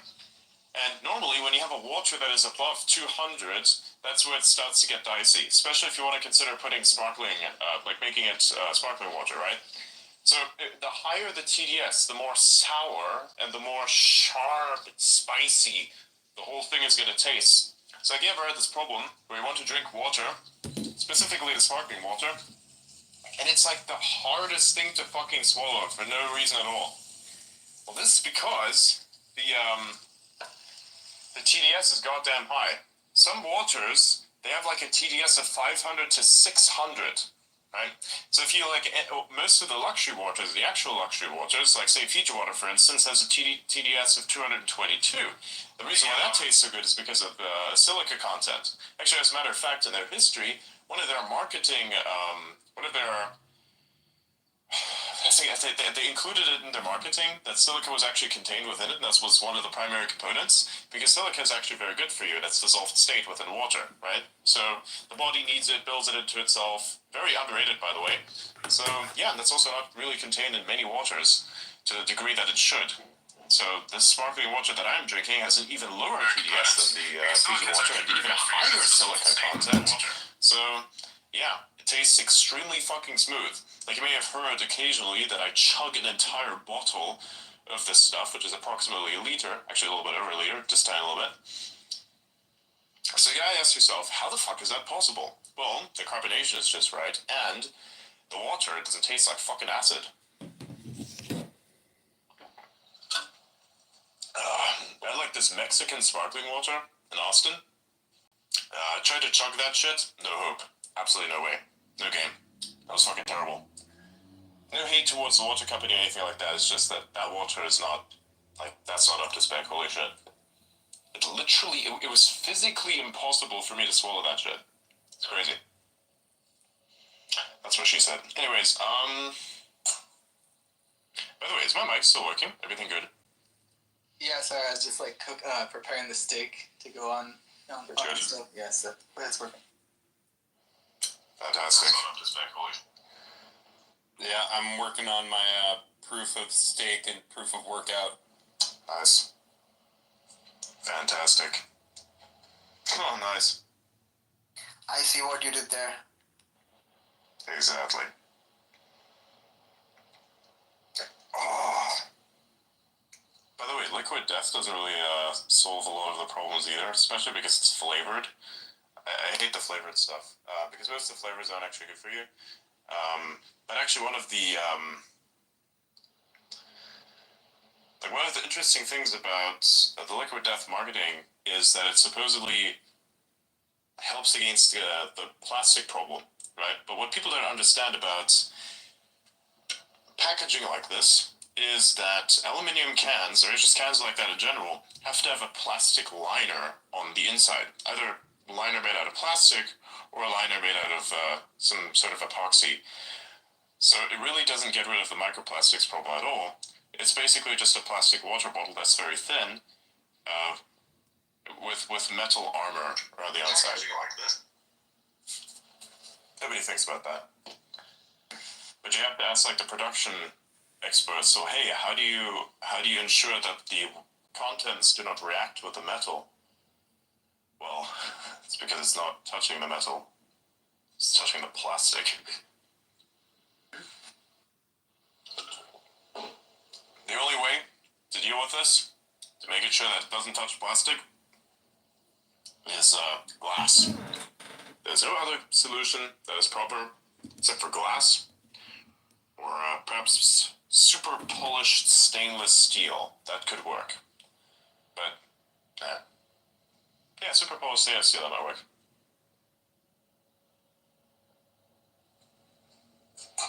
Labs, they do this. You've ever been to a nutraceutical or pharmaceutical lab? The way that they have production grade water circulated to many places, they use many methods, one of which is piping that is polished on the inside, so that no air bubbles can, sit anywhere. Because wherever there's like a little air bubble or any air anywhere that stands, that's going to be a problem, because that's where bacteria are going to be. Even if you really sterilize your water, that shit's still going to have potential. And you have to sterilize the piping with that, so there come also problems, so you try to minimize that as much as possible. Yeah. Makes sense. I have to do a lot of reading up into that, so that's kind of what I deal with in many respects. But yeah, good stuff. Good stuff. Now, on to the next thing. But yeah, Starship tomorrow. Anyone's gonna be there? Yeah, dude. We'll be there. That's gonna be good. But in space, of course.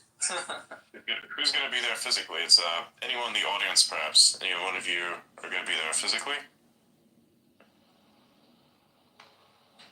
Where is the launch? Boca Chica. Oh. Far south Texas, effectively. Mm-hmm. So if anyone's down there physically, hit me up. You can come out of the space, or take photos and shit. Should be fun. I just put the meat into the wrong fucking bowl. God damn it. Doesn't matter. Oh my god. This one's clean, so that's cool.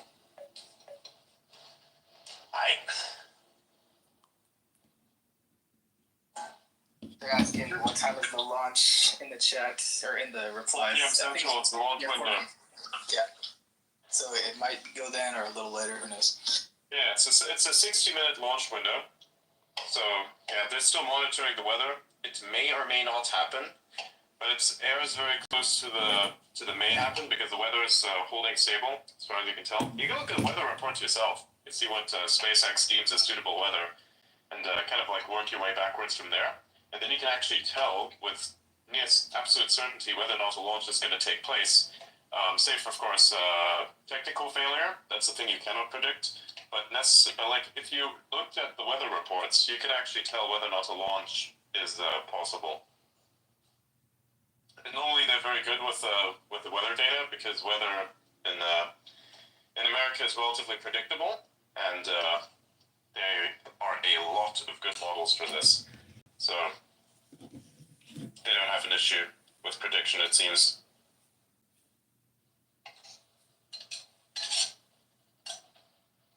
Yeah, it's gonna be nice. Can't wait. It's gonna be sweet. This piece of Probably a random question, but do you guys use air purifiers, or do you think it's necessary? Air purifiers? I've used one before, yeah. I mean, it depends on like your living conditions, like your house and stuff. If you live in a city, if you live in a city, absolutely necessary. Yeah. Germans, they do this weird thing. Like, they want to aerate their house so that oxygen comes in every now and then. So they open up the windows, all fucking windows, let the 4-degree weather in. I mean Celsius, by the way. And just like let it flow through the entire house and then shut the windows again. Very nice, by the way, because if you live in a fucking city, guess what? All the exhaust fumes and all the fucking cancer-causing materials are like going to be in your living room. So that's pretty cool. That's true, yeah. Wonderful. So I just finished cooking my steak. So it's funny, like, literally the moment that I began the conversation, I started to cook the steak. So while I was doing the show, I was actually capable of cooking all of this. This is for the types of people that say that meal prep takes too much time. It's like, if you have time to sit in a place for multiple hours on end, even after work, and watch a bunch of shit that's not really going to be useful for your life, if you can do that, you can cook a fucking meal. Yeah. Mine's got 2 minutes left or so, so that'll be done soon. It'll be sweet. Nice. And all that's given the space will work in somewhere or another. If you're doing the low carb, high protein thing, I mean, steak, the super easy dinner to do. Minimal. Like, Very efficient, yeah. It's probably the world's easiest thing to make as well. You only have to use like one bowl, like one fork, one knife. That's all you need, really. Yep. Piece of butter, a little bit of seasoning. And fucking man, you can bulk up on that seasoning. You don't have to go into the shop for like a month. Hell, that's what I do. I don't like going outside. Fuck that shit. I go outside for work, not shopping. I hate shopping. Fuck shopping. Right. This is what I don't understand with, this is something that I don't understand a lot with, women and shopping for dresses and such. I mean, I understand that it's therapeutic in some way, but realistically speaking, I hate the process of having to buy anything at all. And the worst part of all of that is physically searching for it. Digitally searching for it, okay, that's understandable, you can kind of make that happen. But, like, physically fucking search for something in a shop, everything is not organized properly, so you're just kind of like walking around, looking for your thing, then you have to try on your own size and hope that that size is the national standard that you believe it is, because some of it is not. Then hope that the pants are cut right, because if it's not, you can't wear it without looking like a crazy person. It's inefficient, yeah. I'll leave a database. Yep. so much of this be avoided if we got rid of small, medium, and large, and like the random numbered sizes that women have for things, and just gave exact measurements. Like, people know their measurements, or they can figure it out pretty quickly, and then you don't have to try shit on. You can get rid of dressing rooms. Like, you still will need to try shit on, because people, companies, they don't know how to cut clothes properly sometimes. So you have to actually try it on and see whether or not the cut is correct. Many people wear some really shit clothes. It's just that they decided to like continually wear shit clothes as some sort of fucking style, so nobody notices anymore. But if you actually want stuff to fit properly, you need stuff to fit properly, and if it doesn't, then it really becomes obvious that it's a shitty cut. It's funny that I know about is because normally men wouldn't talk about that whatsoever, unless they're like in fashion, or if you're like me, you dislike the process of acquiring clothes so much that you basically try to understand every single aspect of it so you can optimize the shit out of it.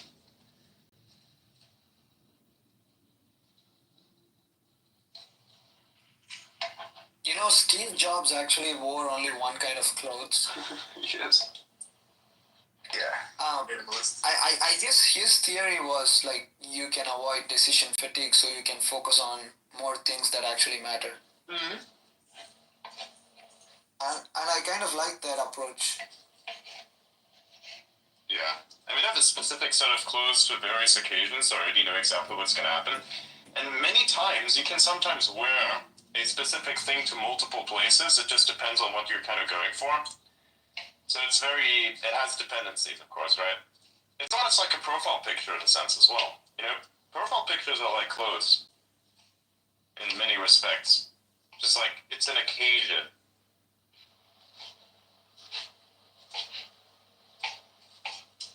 It's true, it's mimetic to wear the same thing all the time, but it's also something I wouldn't really want to do, because what if you don't want to be known all the time everywhere you go? What if you want to, be a little covert or something? Yeah, exactly. That's why I choose this profile picture. It's fucking timeless, but it's also me. I mean, if you wear the same thing all the time, will people even recognize you if you're not wearing the signature fit? That's what I'm saying. Yeah, so he didn't care about privacy really in that regard. I mean, when you think of Steve Jobs, what do you think of? Black turtleneck, immediately. Black turtleneck, yeah. So he fucking made that shit iconic. But what I'm saying is maybe Steve Jobs did go incognito and nobody knew because he wasn't wearing the damn turtleneck. Mm-hmm. That's a good theory, actually. Okay. This state came up perfectly. It's like Superman turning into Clark Kent, like nobody recognizes him when he puts on the glasses. Oh yeah, I have that kind of effect actually.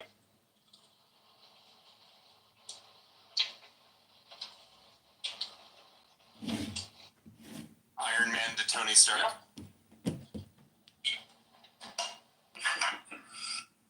Adrian Detman built his platform in a dungeon. What's craps? They commented based and steak build on the space. Wait, what? They commented based and steak build. I was like, yeah. Damn, this piece came out right. Very good.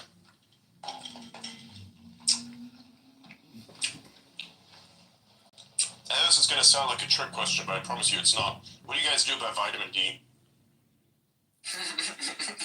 Every time you say that, I'm just like, he's going to do a D's Nest joke. No. I just take a multivitamin. And some fruits and sunlight and everything. You don't have the sun around there? It's wintry right now. Not really, no. I got vitamin D supplements, like 1200 IUD. Why don't you guys just irradiate yourself with some UV? I have a light for that as well, but I don't use it as frequently. It just isn't. I don't have a good setup for it, basically. Whenever you're in front of the computer, fucking take your shirt off, turn that shit on, and just light your back up with that.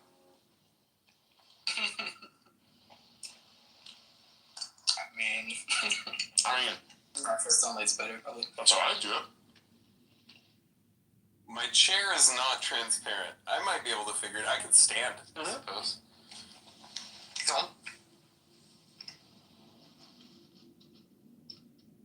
It doesn't need to be on your chair either. Like, do you lean into your chair a lot? Lean back. I lean back. Yeah.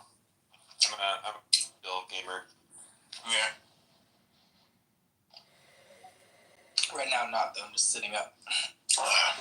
You may want to. So then you could also do it from the front. Just don't have it shine directly to your eyes. Yeah, maybe putting it behind my monitor so that like the monitor blocks what would go at my eyes, and then the peripheral will still bask me a little bit. Yeah.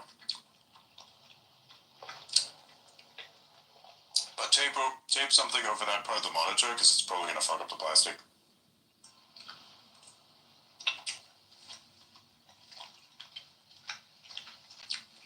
Oh yeah. This one came out well. That might be really good. Yeah. I don't even know what I did with this one. This one came out juicy. peak. Fuck. Yeah, this one's juicy. Yeah. UV light not great for skin? Yes, it is. It's very good for skin. It's very good for you. I mean, have y'all ever been to like I probably have not. Server events, alright? There's in various locations around the world. See these people. They got probably the best looking skin that I've ever seen, and are brown as hell. Because they're constantly exposed to the sun, which is way more unforgiving than a normal UV lamp. Tanning is good. I know many people speak against it because they don't want to have the fucking wrinkles, but look, I'm gonna tell you, man. I got those forehead ridges like Gordon Ramsay. I'm talking serious fucking forehead abs. That shit's happening. And one day, look, you can be so fucking old one day that your whole face looks like a Siamese cat. That's fine. Right? You're not gonna be super smooth. And even if you are, you know, it's great if you are. But I mean, hey, you don't have to. You at least enjoy the life a little bit. You'll be super fucking healthy, you know? Also, indirect sun exposure that doesn't pass through glass. So, like, if it's reflecting off a wall, or if you, like, open a window or open a door and light is coming into the room, you will get UV radiation from that without the direct sun exposure, and that can be a little easier on your skin. Yeah. But, weird fact, glass does stop UV radiation, so you won't get, like, a sunburn in the same way, or you won't get same damage from... That's actually what gets you the wrinkles as well. What does? Basically the glass. The fact that the light is going through the glass. You've seen the pictures of like the fucking guy that has all these wrinkles because he drove for like 25 years or some shit for a truck. Basically, the glass prevents a lot of the useful things from going into your skin. And so it's just the harmful effects of the sun. So there's nothing to counterbalance it. Yeah, that's fucked up. Yeah, another thing. I don't fear sunburn as much either. I feel like that whole thing is way overhyped. Like, everybody is afraid of sunburn. Like, I understand why people would be afraid of sunburn, but look, realistically, it's too much fear.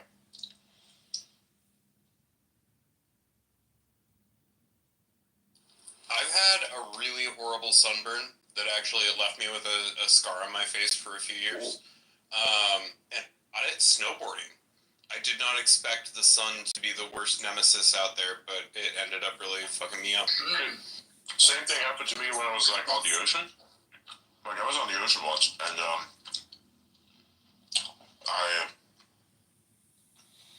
what the fuck is this?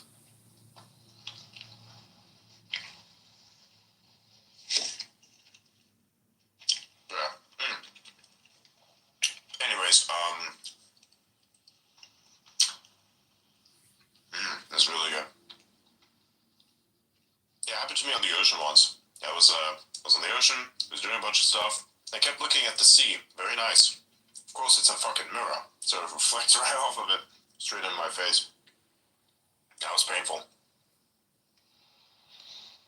Thanks. Also did a lot of swimming, so my back was like, damn. I once had a sunburn, it was really bad. Dude, afterwards, you peel like a fucking lizard. Don't take any hot showers. If you take hot showers, it's gonna make it so much worse. So cold showers is the play there when you get a sunburn. Sometimes I do use a little sun cream. It depends on like how badly. If I'm going for multiple days, then I'll wear some. If I'm just gonna go for one day, I'm like, fuck it, I'll take the burn.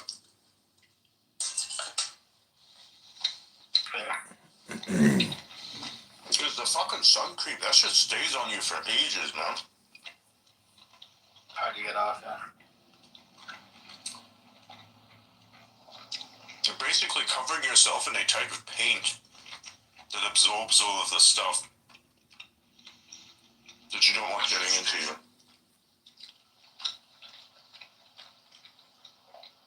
And it can cause cancers as well, so that's a problem. It's like all that stuff's going to be inundating your skin. It's crazy. Yeah. I only use it when I think it's necessary, like absolutely necessary. Like if I'm already burned and I'm going to go out again, I'm like, alright. I'll use it. But I feel like I'm stuck about when I use it, but if I know I'm going to be in the sun for more than multiple hours, 6 hours, I just don't want to get fucked up multiple days in a row or something like that. Sometimes I'm fine with it, depends. Like, I just expose myself as much as I can. So then the sunburns are less frequent and less intense. And that does a lot for you.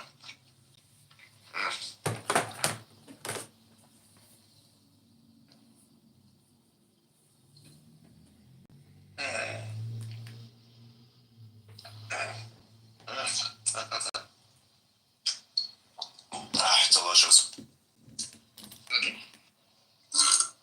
That's great. It's like 10 or 15 minutes and you're done.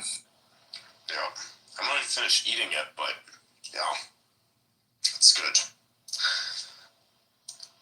By the way, Lord Cat, you may want to like change the tag there. It's fucked up a little bit.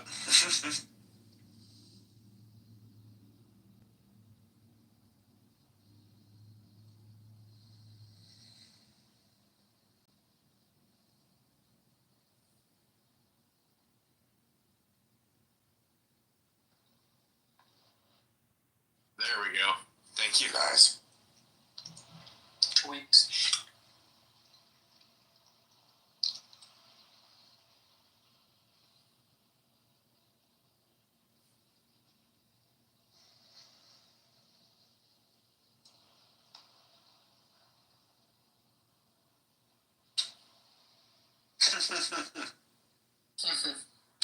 Yeah, so Elon Musk, Jeff Bezos, Mark Zuckerberg are all going to be attending Trump's inauguration, so that's going to be interesting. Gathering of the giants. You see, Trump received his first presidential Diet Coke from Coca-Cola. Oh my god! I thought that was kind of funny. Yeah, it's like a little bottle and it's like a picture of the White House on it and stuff. I have never seen a thin person drinking Diet Coke. Yeah, I remember he was saying that once, like a long time ago.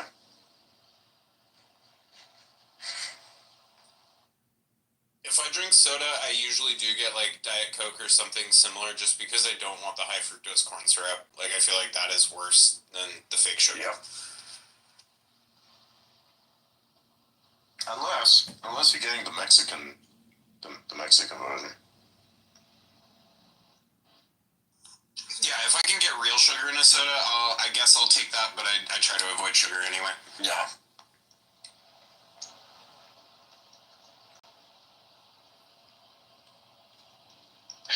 What a fucking day. Holy shit. Microsoft is apparently laying off a bunch of people. Yes. Yes. Yeah, and gaming and a bunch of other sectors. Dude, I swear, if that is a whole bunch of DI people, I am gonna laugh my ass off, because that's gonna be great.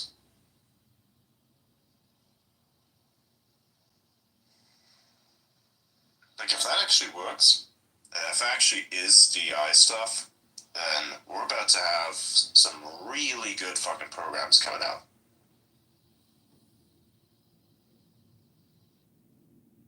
I just think we need to rethink notions of DEI. Like, I don't think that there's something totally wrong about it. Like there's maybe issues of bias that need to be addressed, but I think we need to reapproach how it's done from the ground up. Like, let's try to get the best people of whatever race and try to focus on the kinds of diversity that really matters. I mean, it does. I mean, I think that the focus on anything other than merit is completely misplaced, and I think that's always going to be a thing. It has good intentions behind it. It's just like socialism; you have good intentions behind it, but realistically speaking, it's just a brain cancer. So, like, I think the whole concept of DEI itself deserves to be eradicated, root and stem, and shall never come back in any form, shape, or form ever, right?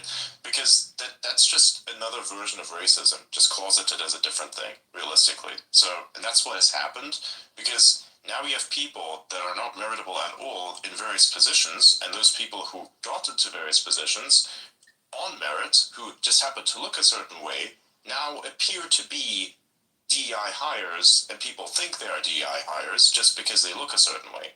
So it's ironic how that has brought back more racism in this century than many other things. It's crazy. I guess what I would say is that I see value that goes towards merit in the de-biasing work, because if people are biased against someone because of things other than merit, that is going to lead to a less meritorious hire. And so to me, I still think we need to keep like at least that element of it to make sure that people are checking and eliminating their biases before they go into those processes, so that we do get the candidates with the most merit. I just, I don't think the rest of it has been very helpful. I think it, like you said, it's done more harm than good. Do you guys know about the diversity green card in the US? It's crazy. No, tell us about it. Yeah, so the USCIS has this thing for, it's basically a lottery, right? So it gives it to a specific bunch of people based on like your country of origin, and they just give it to you for free, and they have a specific number they give it out every year. I think it's about, I don't know the exact number, but they do it every year. And I think hundreds of thousands of people apply for it every year, and then some people get it, some people don't. Basically, it has nothing to do with your merit or your qualifications or anything. Oh wow, interesting. I think Lawyer Cat might know this better. Yeah. Yeah, I mean, it's pretty much exactly what you described. It's more or less a lottery for people who meet certain superficial characteristics, and in my opinion, it isn't really achieving any laudable policy goals. Like, diversity for diversity's sake just seems truistic, I guess. Agreed.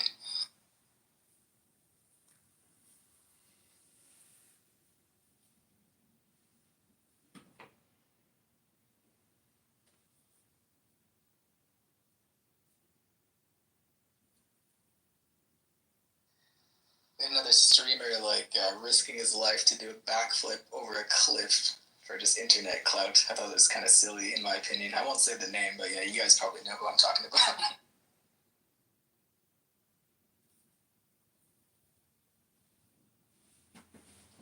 Cloud chasing, honestly, just like the whole social media influencer shtick has done so much harm. Like, especially to the youth. Exactly, yeah. Look at these people who scale high rises, just to get with a GoPro or something, or climb a crane, or some of that stuff. It's just extremely risky, and it's not good for anyone, the public. Twitch is just pump fun where the token is the person. Influence. Mm-hmm. Yes, exactly.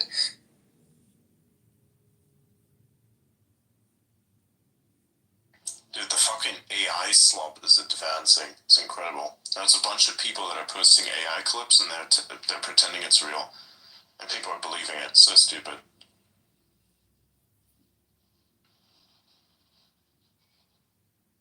And so we're reaching the point where AI is so good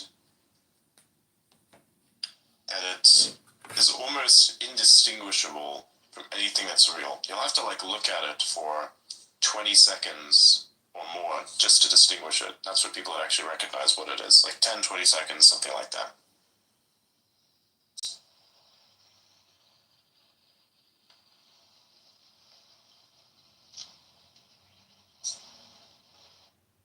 I think it's going to become a valuable skill, the ability to distinguish between AI and real content. I don't know if you guys can hear the sizzling. I'm making another steak. I was still hungry. Another one. Nice, dude. Steak maxing for real. Yeah.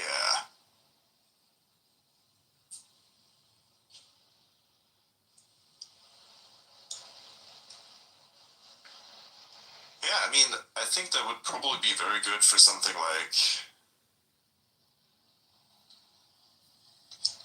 if you tried to do vetting for something, I suppose, because like say essay or whatever, I can actually tell if parts of that are AI written or not. Either that or it's written like shit. There's certain verbiage that you can tell, like delving. It's not even the words themselves. It's the structure. It's the structure. It's not the words. The words, like, they come off. Okay, sure, you know, it's understandable, but that's just high-level English. In the high-level English, you happen to use a bunch of things that also AI happens to use as well. So that's the thing that's very basic, but that doesn't actually. I will say. So it's the structure. I will say. Sometimes when I write, it does get mistaken for AI. And it's like my actual genuine writing, and I'm like, what the fuck?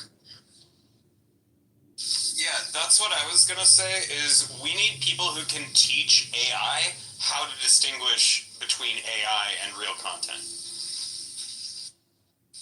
Because the bots aren't doing a good job right now. Well, that's the problem. You won't ever really be able to tell properly. Only the human will. Because it's a very complex problem. It will only know what it has been trained on. So do you. Except you've been trained on a lot more than the AI ever could be trained on. So if that is the case, then I stand behind my assertion that it will be a valuable skill. Yep, 100%. I feel as though we're going to enter this is going to be a super controversial take, by the way. We're going to enter an era that is reminiscent of Dune, where people of exceptional ability, really, truly exceptional ability, nice savant levels of ability, will act as a type of machine optimizer. Same with AI as well. You know, the person that deals with whether or not the media looks good, or whether or not this text is actually something that can be shipped. Something like that. That's the final phase, by the way. So I think that you'll have those humans that will optimize the final form of the AI, and then eventually it reaches the point where it becomes as capable as those people. That's the final form. Because what you actually want is, right now you have a bunch of technical writers. So when you look at Grok, for instance, it has a very specific group of technical writers, and that actually is reflected in the way that it speaks. It doesn't really speak as an AI usually does. Like, it's very different. It's very interesting. I like the way that it speaks. That's because the technical writers are a little bit different. What you'd actually want, I think, the final form of an AI in terms of capability and true data would be, you'd have to have a technical writer that thinks like a CIA analyst that has to write up a document. It has to be in line with certain standards, a very specific type of speech, no semantics hiding other things. It needs to be what it's supposed to be. Knowledge for all to understand. It's like this guy. It's like this guy just figured out how to do writing. Thank you, Elon, for explaining to all the stupid people how to create an accurate document. Conspiracy theorists that normally wouldn't have the ability to read anything scientific at all are able to discern what is in those documents and spread it around like wildfire. How ironic is that? So that's my proof of concept in a sense for that.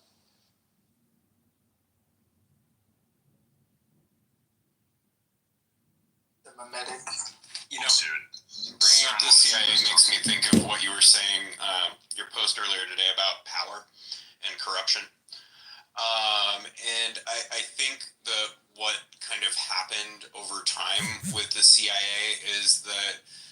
people with their own motivations were able to shape the agency by getting the people that they wanted in, right? And they were able to sort of affect the greater mission, and I think that's why it has lost some of the public image that it used to have, and people, talk about the deep state pejoratively the way they do.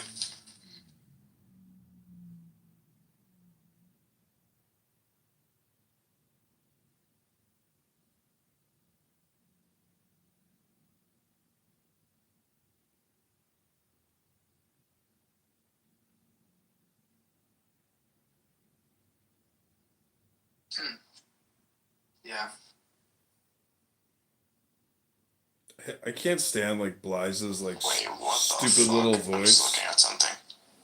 You see Gary Gensler's resigning. It's kind of Nice. yeah. Nice. Why? That's amazing news. Yeah. And he's leaving a parting gift. Right? Yeah, exactly. The SEC suing us for the security guards. Yeah. What's the gift? SEC is suing Elon for the Twitter acquisition. Oh, saying that he acquired it at an artificially low price. What? Or an artificially high price, but hey, whatever floats their boat with very many holes in it that have been secured with duct tape. Sure. Yeah, how was it worth $44 billion? I thought it was worth the whole fucking list, man. The activity on that platform was so fucking low and it was full of bots. Like, it was insane. Artificially high price. You could literally not tell the difference. And everything was fucked up. The company didn't really turn a profit. Expenses were insanely high. People were running around with check marks that they effectively bought from the platform. You had like people that really weren't known for anything running around with fucking check marks as notable accounts because they fucking paid like the 10,000 or something. They didn't even pay it to the platform. They paid it to individual employees. Yeah. But it was kind of like almost associated to the platform. You had to know somebody on the inside, but that was kind of the whole game for everybody there. You had to know someone on the inside who was networked well enough, and then you get yourself that check mark. Hey, and if you're not going to do it with that route, then you're going to bribe your little guy at Bloomberg to write a bit of a thing about you, and then you take that to Twitter, and you have like your check mark. He's like, oh wow, I'm a notable person. There's multiple articles in the news. The platform didn't get that money. No, the platform didn't get money. No, that was all the employees. They would like get paid for check marks, get paid for suspending accounts, all that kind of stuff, Did you notice the recent X update on profile summary? Yeah, of course. I've been using it, but it's pretty decent. Yeah, I like it really good.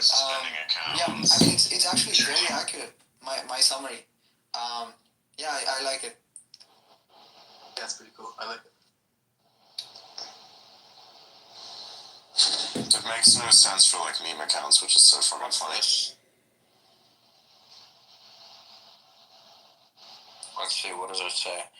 It's especially bad. It's especially bad for anyone who speaks a lot of contradictory things into existence on their timeline. It's like if you're trolling and you're just making shit up, and it goes back and forth, that's gonna be a problem because that's gonna confuse AI and make it output a bunch of bullshit. I've been trolling, so look at what the fuck is. I don't think what yours says. Alright, Blythe, I'm gonna put you in. If Naomi or someone is requesting, I can let her up. And Ian as well, if he opens a request. Sure, sounds good.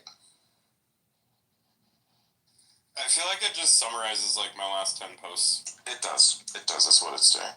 Or anything that's like specific, like especially mimetic. So if you have like a bunch of stuff that you've done that is what you're kind of well known for, it'll take that in as well.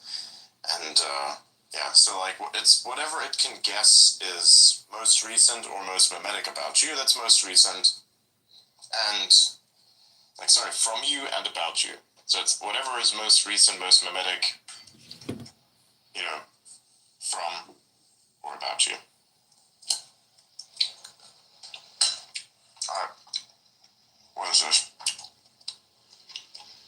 actually pretty funny. Yeah. A self-proclaimed masturbator born in 1789 who humorously claims to be wanted for founding McDonald's and believes in rejecting wind turbines for nuclear power. Pontiac has been sharing philosophical quotes, debating identity with Adrian Dittman, and critiquing the X-Apps Android version. The future president of some country is watching Cocomelon right now. Fuck's sake.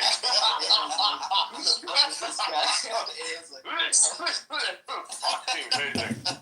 He must be confusing the hell out of it, man. Masturbator. Fantastic. Yeah. I'd say Grok is doing an amazing job. It's doing a tremendous good job. Fantastic. Yeah, so, or just to clarify, it's master, as in, the word master. And then bait as in baiting. Yeah, exactly. You should post that. That was actually pretty funny. Yeah, Alright, I'm gonna post that. Mm-hmm. Just like, this is true, by the way. Just with that caption. Yeah, sure. Delicious. Naomi, what's up? Hi there. Good to be on the space again. The maximum autism space. What's going on today? No, nothing much. We're just like playing around with the platform's functions. Outer just was using Grok to analyze his profile, and it gave whatever that was as a response. So funny. I love those new features. Do you have any ideas what you think would be a great addition to Grok? I like when you switch style modes, like if you're doing drawings or something, if you could switch your style or select a preference for style. Yeah. Ideas what? I think one of the big problems with the chat is that after a while it just kind of forgets its mission. But that seems to be more so a context window issue. So extending that would be kind of cool. But actually it's kind of good. I don't have any desire for anything else to be added. I think it would be cool if we could get some like audio video content creation. That's kind of asking a lot for a social media app. Yeah, it's not I mean, like that's separate from the AI though. You don't really want the AI to do anything with that, unless of course you're doing a CapCut type of thing. Like that's different. That's what X should actually have. You should have the ability to edit your own video. By the way, CapCut is probably also going to get banned in the US because it's made by ByteDance. Good thing we don't use it then. Yeah, we dodged that bullet. We dodged that bullet by being so stupid. It's great. That's funny. This is an absolute smooth brain moment. You know? That's funny. I was wondering why we didn't use that one, but that makes sense. It's like, okay.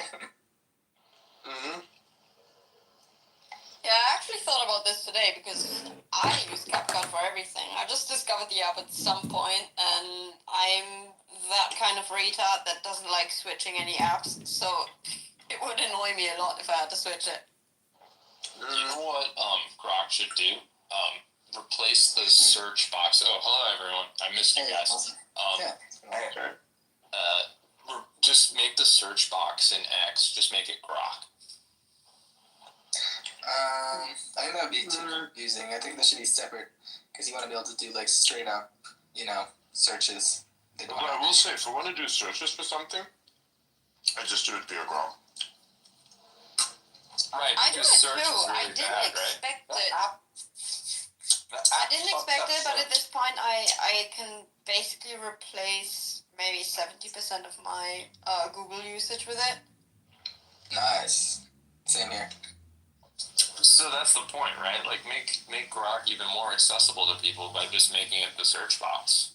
And people, instead of just being like like searching for keywords or whatever, they'll just they'll start prompting searches like, oh, show me the post from this person that mentioned this thing, and it'll just route through Grok, and then you don't have to maintain two things. Instead of maintaining like X search and Grok, then you just maintain Grok. It's just what you We have both. X search is probably the single worst search engine. I think you need to have both. Yeah, You need to improve both because otherwise, like Grok has to do search also. So if that doesn't work properly, you can't do a fucking Boolean search. You can't do Boolean search on here. You can, but it's not going to be accurate. You could even add a feature that is specifically called Googling or Grookling. Just because that makes it, because then you're already associated with Googling. See, and you know exactly what it is. It would make sense, because I think that would actually make people realize this is how I can use Grok. Because most people just go to Google by default, because that's what they're used to. What if we just create a search engine that's called Communicate, and the search is called Google? And then you'd have the Flickr Goon. By the way, Molson, I'm curious what you think about TikTok being banned. And what's the date today? 14th. In 5 days. In a general context or an e-commerce context? Both. So in terms of e-commerce, I'm really frustrated with it being banned because it gave e-commerce sellers in America an alternative to selling on Amazon, and TikTok's fees were lower than Amazon's. And then in a general context, I kind of feel the way Elon feels, that like there's no point to like banning things. If it's necessary to regulate the content by the government, but to just ban an entire app feels very un-American. And then you see all these people like migrating to Redbook, which is that other Chinese app. Like, what are we going to do? We're going to ban that as well, and we're just going to ban every app that comes from China. It just seems very antithetical to everything that we were like taught to believe about like America. So I don't support a ban at all. It's gonna be one of the dominoes, the first domino to fall, basically. Yeah, unfortunately.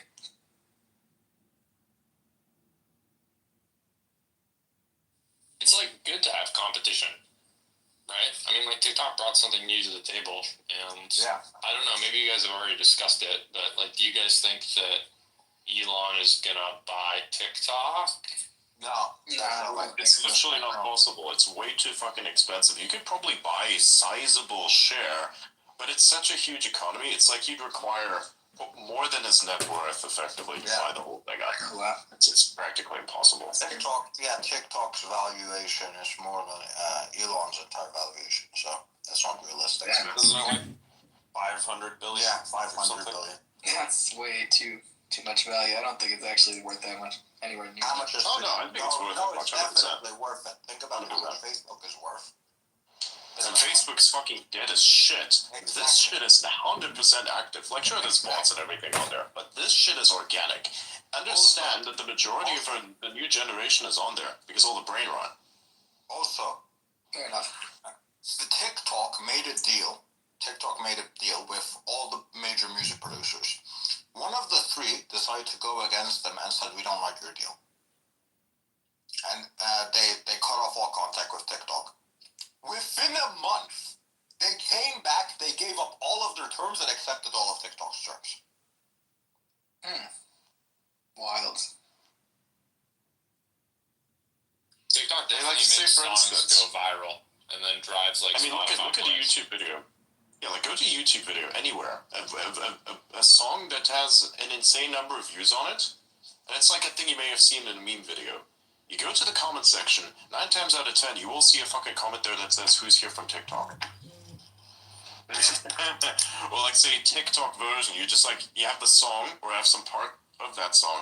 And you say TikTok version, you'll find the full song. So that's the power of TikTok right there. It's an underestimated site. For sure. I don't like it that much, but I will definitely say it's very capable. Also, TikTok in 2024 had $70 billion on TikTok Shop. People bought $70 billion worth of stuff from TikTok Shop in 2024.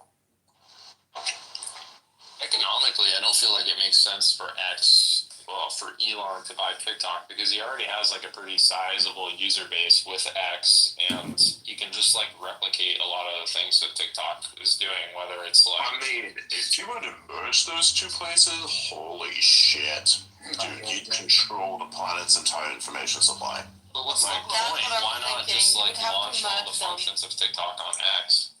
The problem is TikTok's advantage is the algorithm.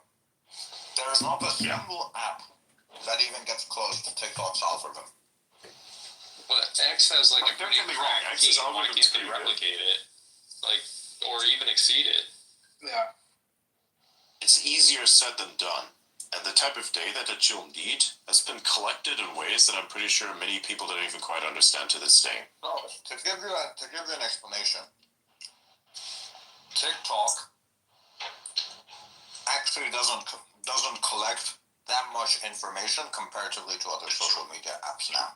They used to, but the majority of the algorithm work has been done through their Chinese app, which is Douyin.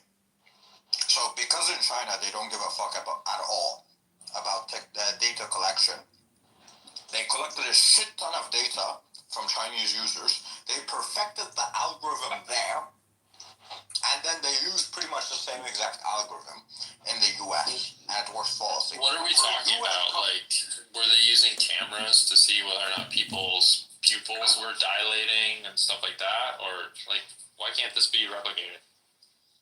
Because you've got more people in China, they all speak the same language, it's a very homogeneous society, and you've got way more people to use, right?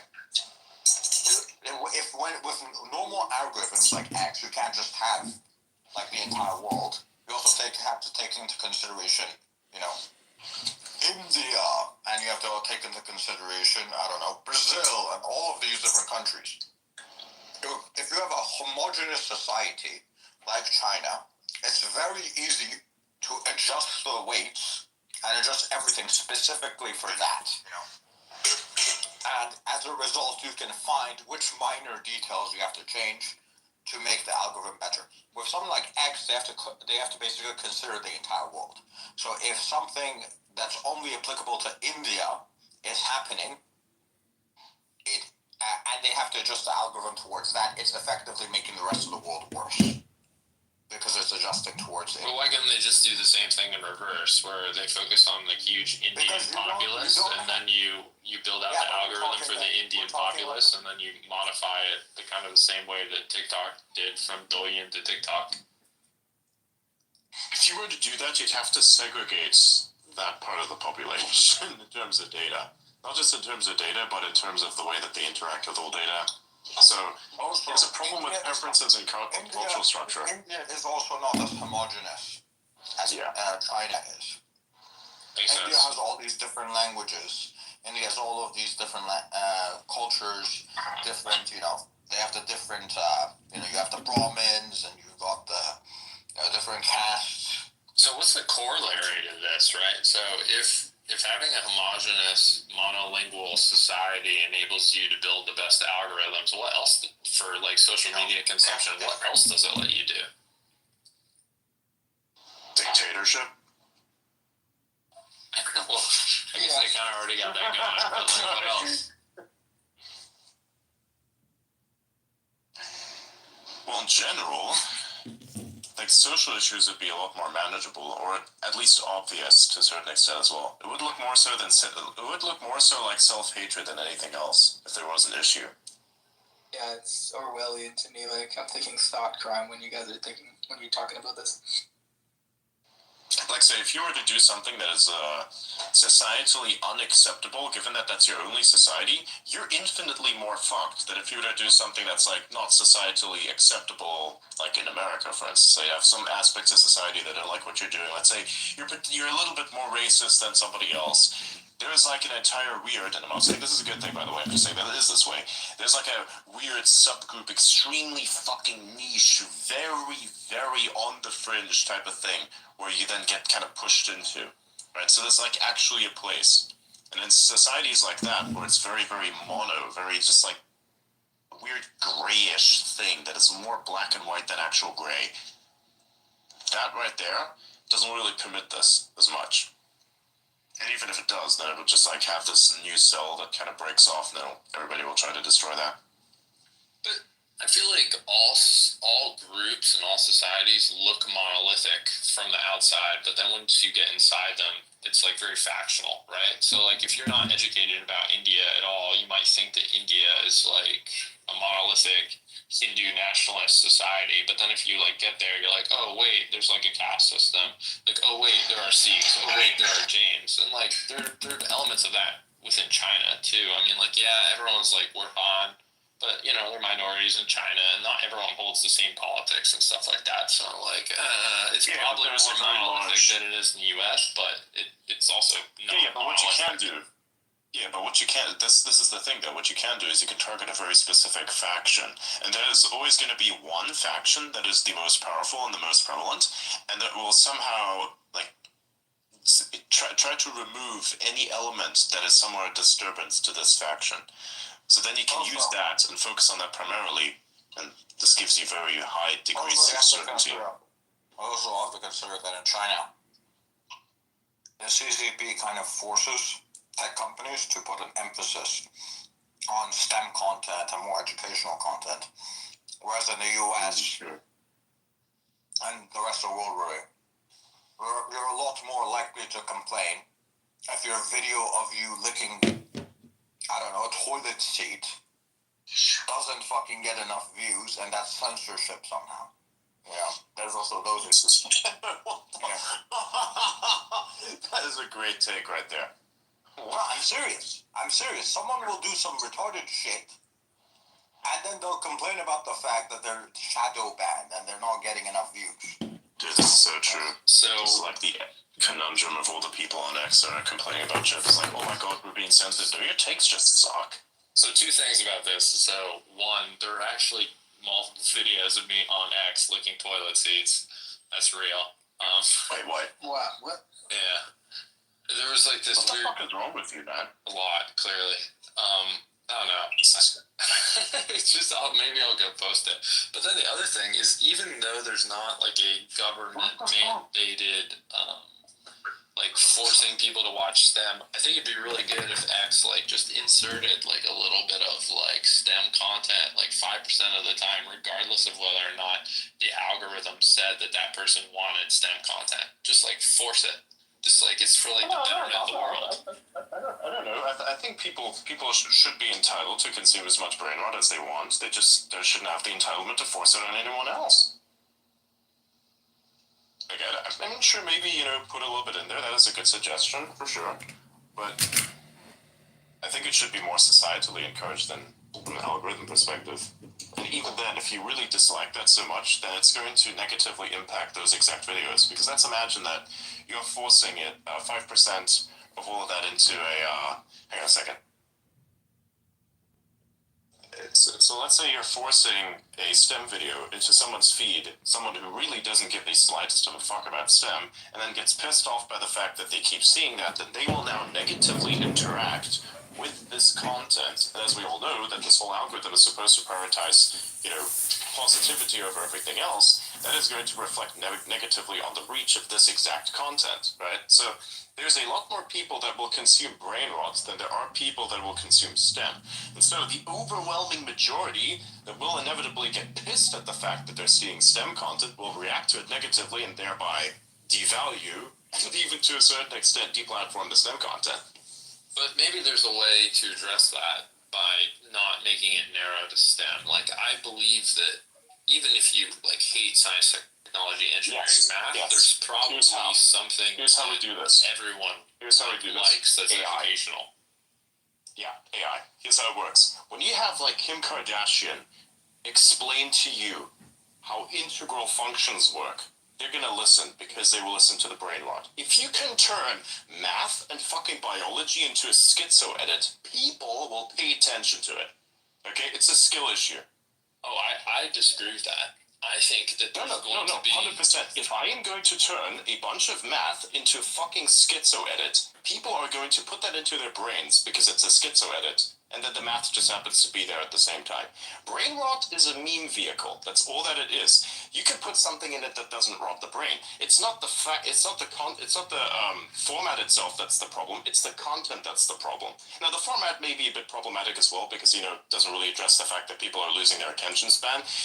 May even contribute to that to a certain extent. But the reason why it's called brain rot is because of the content itself, not necessarily the format. So if you take the schizo edit format and instead of racism, you put in mathematics, okay, now you're dealing with a whole new different thing. I'm not sure that there's a way of making like a schizo edit version of mathematics, and then also 100% is. like 100% is. Okay, well, everything. It would be. I would like to see examples of schizo that. edit. Okay, I can make EMC squared racist. This is 100% what we're going to make happen. Just kidding, but I will make it good. So it's 100% possible. Hey, remember the H2O thing? Not the H2, oxygen. Sorry, oxygen. Here, let me pull up the oxygen clip real quick. Where's my fucking oxygen clip? Come on, make E equals MC squared racist. Come on, do it for me, dude. Do it. I don't think I can post that because if I do, it's gonna go everywhere. Do you guys know Adrian, about you speak German. Do you happen to know the Dorfhooks on YouTube? Maybe. I'm not sure. Because that is a YouTube video that was shown to basically every single German student at some point in like 7th grade or something.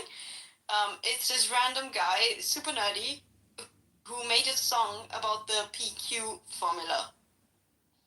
Yeah, I've never heard of it. Okay, I'll send it to you. By the way, here, look at the thing I pinned up at the top.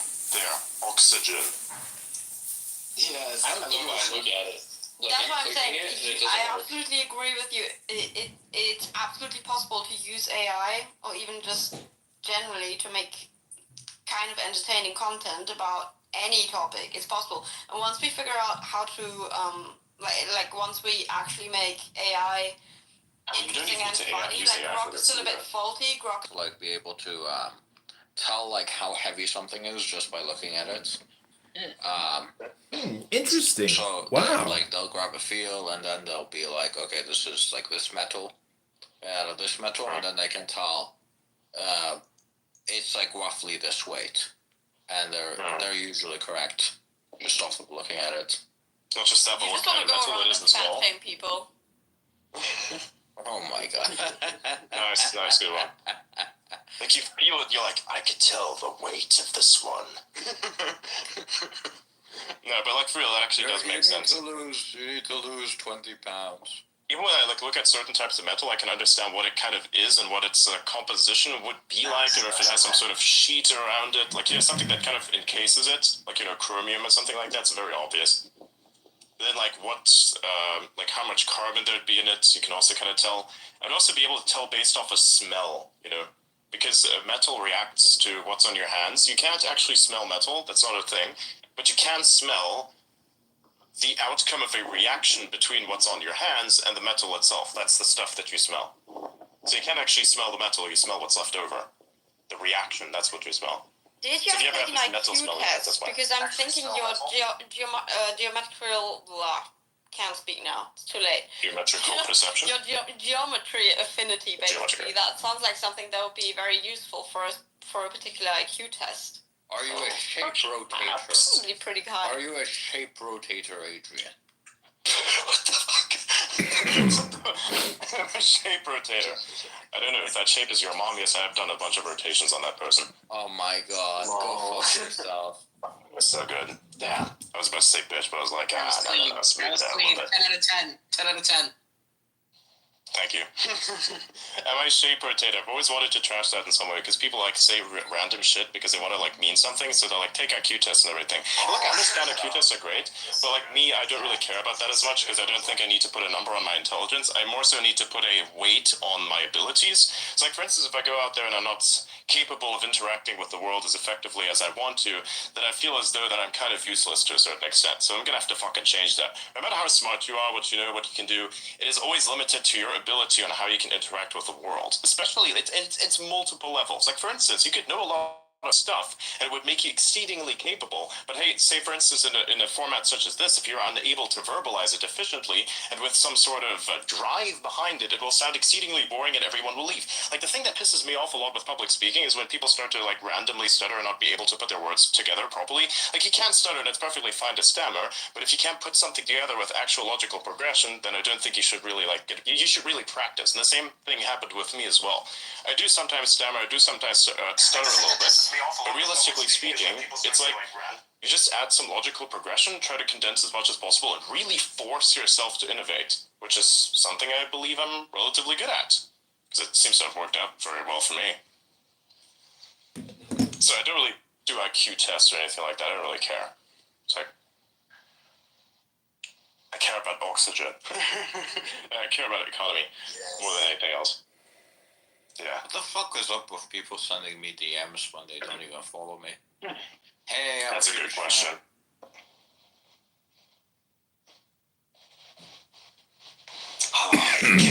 Would you like to sponsor this crypto project? How about? Oh yeah, I got that. Like, I'll give you $500. I'm thinking like, what would be the consequence if I just took the 500 and didn't do the sponsorship?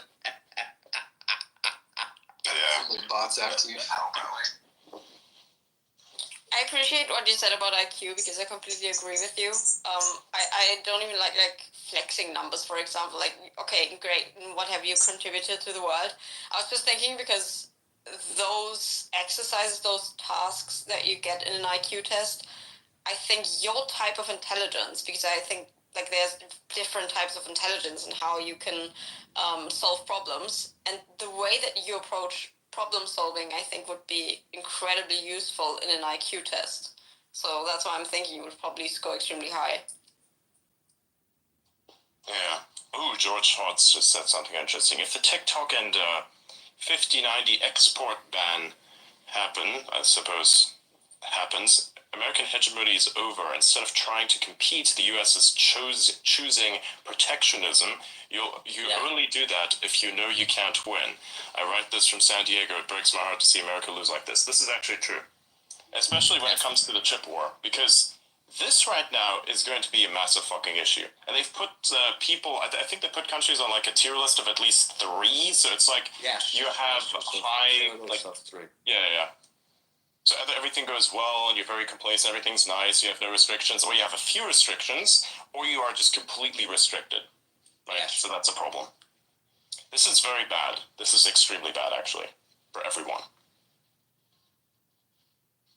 Like, sure, people be, oh, wow, you know, that bans certain countries from accessing computer. I'm like, you do realize that those certain countries, by the way, are responsible for building a lot of the technologies that you use and you love using, and you couldn't imagine your life without, right?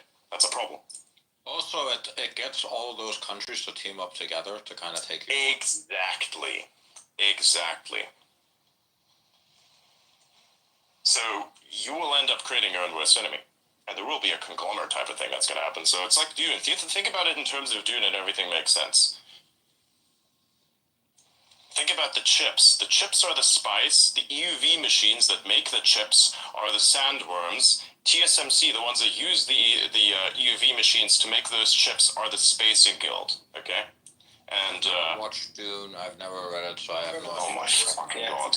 Okay, so I'm gonna say something real quick. You have this fundamental flaw about you. Read into things that are relevant, sure, but you don't understand various things about the world that fundamentally define it. If some of, let's say, the most powerful people in the world use the Dune meme, right, then maybe you should understand what it's about. That's all I'm saying. What is it about? Just watch the movie, you'll understand everything. Or just watch like a 30-minute lore video on YouTube. Couldn't hurt. You need to actually, the movie's more the art, but if you want to understand the concept, just watch a lore video. Movie? Is that the one with... It's not even the movie, you can like actually get a breakdown of the books, it's better than the movies. The movies are just the art, which is really cool looking. But yeah. Yeah, but is that like a new movie? Is that the one with like the fucking dude? That's like, that looks like a stick. And the black girl, is that the movie? Oh my god. Yeah, that's one of the newer ones, but there are older versions of this as well. And the precursor to all of these are the books, which are infinitely better than all of them. Except there's some concept in there that I think are very, very good, very cool. I don't like it because it's a movie. I like it because it's a meme, and there's something about it. The aesthetic of the movie is cool, by the way, but like the idea, that's what is behind it, is really, really interesting. I find it fascinating, and many people do as well. Like, why do you think Elon talks about Arrakis? All right, I'll make you a deal. I'll make you a deal. If you play both the Portal games, I'll read the book, Dune. You don't need to read the book, just watch a bunch of lore videos on it and you'll understand everything as you need to. And if it sucks you in that much that you want to read the books, you have to read the books. And this is why, like, this is a thing that you have to understand. If you cannot understand why Elon references Arrakis when he talks about the Cybertruck running around in, like, the super red-looking desert, then that's an insane knowledge gap you're gonna have to plug somehow. Just being real. Adrian, you should really play the Portal games. Yeah. They're incredible. Oh, I know, the Portal games are absolutely incredible. I've watched all the playthroughs, I just don't see myself playing them. This is if I want to deal with the puzzle, game, I'll play Loot Tetris and fucking PoE 2, okay?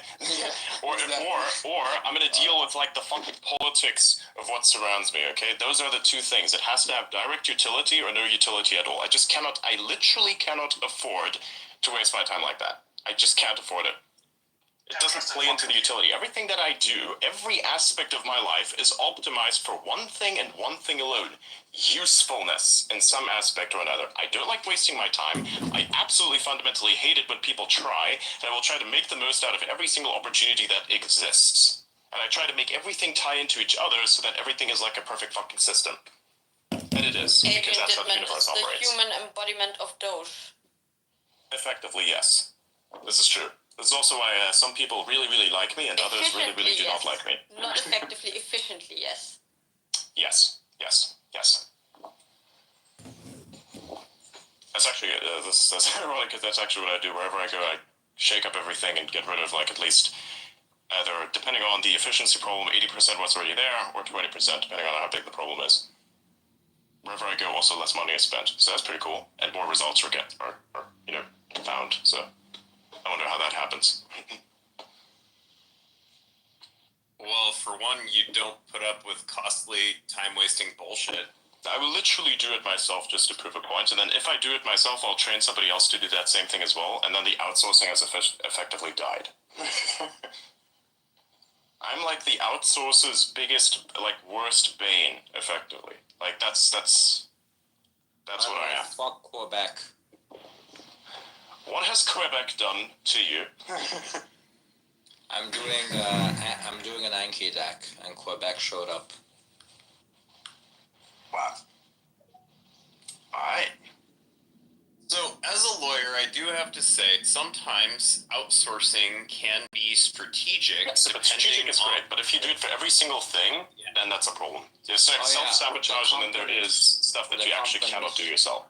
Yeah, the companies that outsource everything don't last very long. Yep. Like, say, for instance, look, if I want to make a specific thing and I need to have a solution for this quickly and I don't have the facilities to make this, I'm not going to build up the fucking facilities. I'm going to first make the fucking thing, then decide whether or not this is a recurring problem that is bad enough for me to actually create the facilities to do it myself, and then we work backwards from there. Or forward from the perspective of whatever the issue is. For risk or potential liability. I mean, anything else you should try to handle in-house and, mitigate your costs. Absolutely. It's all about cost effectiveness. Like, I mean, you can't be lazy about what you can, outsource to. Just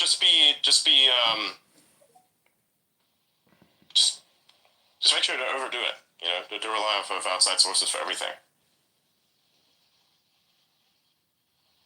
And if it's like an infrequent thing, then that's fine also. You can kind of stockpile sometimes. Just imagine, for instance, you already know that this part is going to have a certain rate of breaking, or like disappearing or something. So you basically stockpile a decent amount of that, so you can make sure that you'll always have it there, and you keep a certain amount of it there always, so that you'll never run out, even if there's a crisis, like war and various other things, depending on, of course, what the thing is that you have to stockpile. What's important to your company, for instance, resources.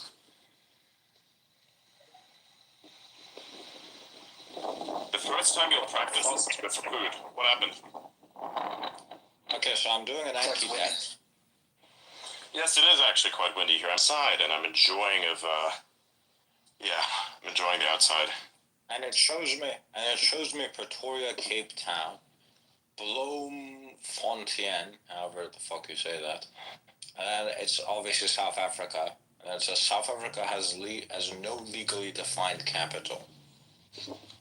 The branches of government are split over 3 cities: Pretoria, Executive, Cape Town, Legislative, and Bloemfontein, Judicial. Just send me the word and I'll pronounce it for you. Is this German, Dutch? What the fuck is this? It's Dutch, more or less, blended with whatever the local thing would be. Oh yeah, that's definitely Dutch. Bloemfontein? Yeah, I think that's it. Okay. Bloemfontein. Have you ever tried to learn Dutch? No, it's Latin. That's the thing. Most of the Germanic languages, they have like these weird things in them, like the way that they pronounce letters together. You actually have to think in terms of runes more than anything else. That's what like language is actually designed for. The only problem is that you don't use runes, so you use like whatever Latin is.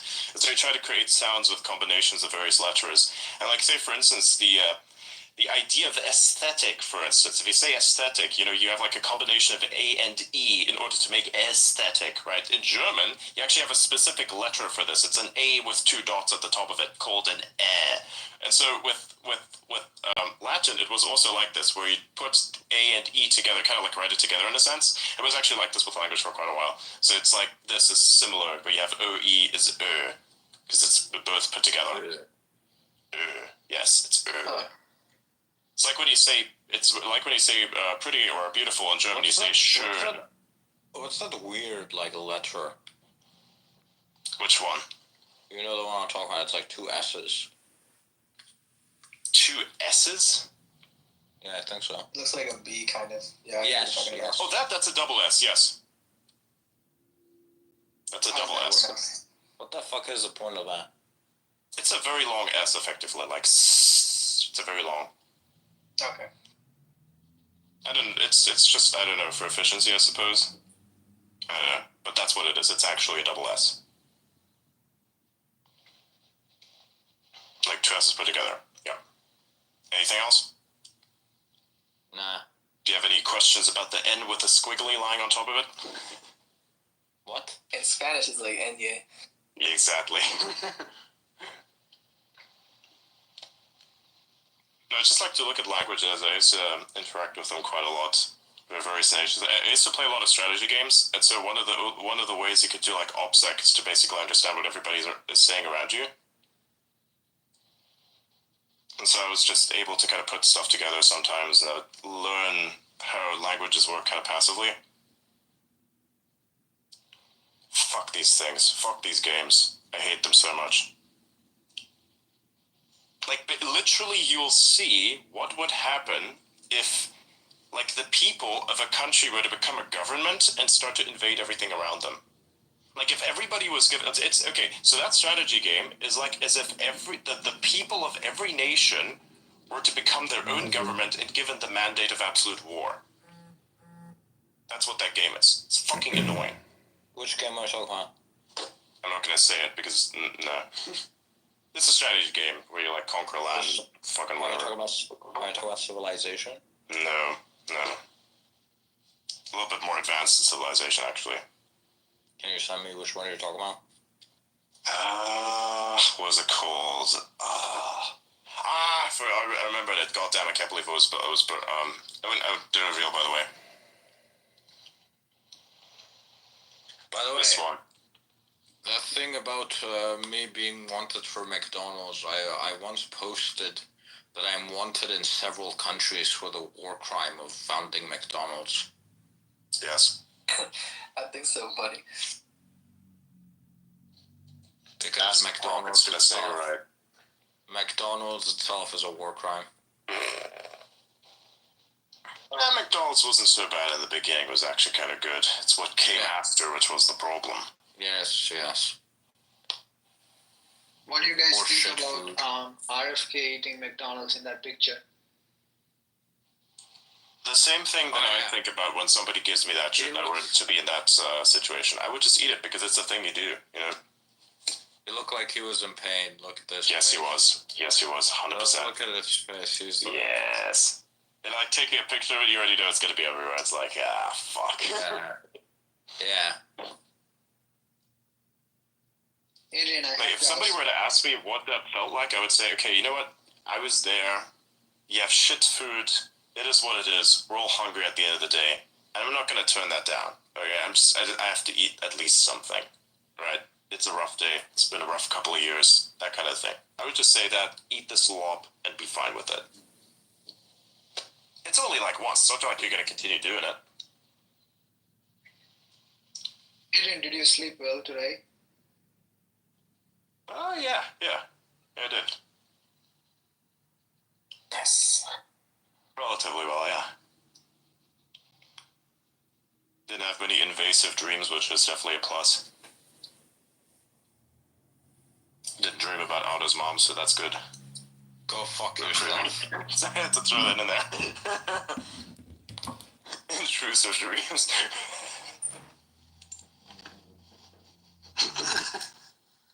Oh my god. That's a thing, by the way. Has anyone in this space ever tanned their balls? No. Alright, then I'm better than all of you.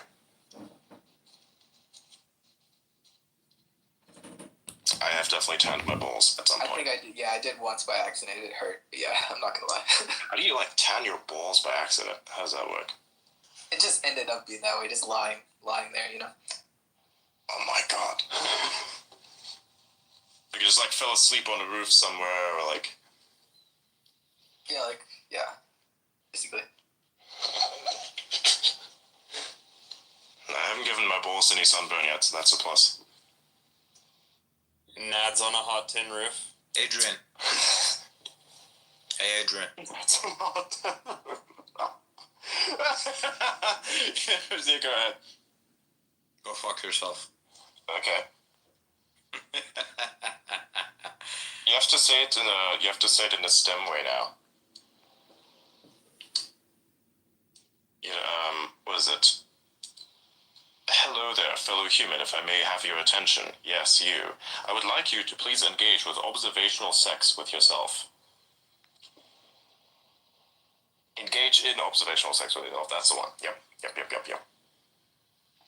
An appeal to autoerotic. Lioncat, can you? I'm gonna go and take a nap now because I need to pick Dawn up from the airport in like 1.5 hours. He needs to vacate. Roger that. 100%. See you around again tomorrow. Have a good nap. Well, now Ian is here. Great, Ian, you're too late. It's just a generalized threat I'll of come back multiple probably. subjects. He's just shocking. Yeah, eventually. Okay, bye. As soon as Bye-bye. possible. See you around. Lioncat, can you translate that to legalese? What the fuck? And this, Translate what to legalese? Well, observational sex with yourself. I don't know that there's a legal term for that, but autoerotic observation. Wow. Never heard of it. But that's interesting. Autoerotic observation, but yeah. That's also known as jacking off. Specifically while you're watching yourself do it. Yes, basically you're gonna have to go full fucking what is that called? God damn it. You know the meme, the other meme, the stigma male meme. You know, from American Psycho, where he observes himself while he's banging someone. It's a woman, and he's watching himself and he's flexing his muscles, yeah. It's a great scene. Patrick Bateman. I mean, depending on your kink, you could also do like CCTV, watch yourself on video. Well, that would be weird as hell. That is so weird. You know, I used to play Manhunt, and that game was fucked up, right? You watch yourself in CCTV murder people. Wow. So if that gets taken out of context, people are gonna think I'm a psycho. But no, it's a pretty cool video game. It's one of Rockstar's, the guys from Grand Theft Auto. Yeah, so everything that you do is on CCTV. It's just sort of creepy looking. And imagining yourself watching yourself jack off on a CCTV is actually really disconcerting just to even think about. I mean, think about it. It's weird and creepy. Like well beyond. Almost an uncanny valley. Yeah. Yeah. It has to be like one of those black and white grainy CCTV cameras. Not like one of the new ones. You don't want one of them. Oh yeah, night vision. Yeah, night vision. Night vision. Yeah. It's like the Paris tape. Yeah. Creepiest fucking thing.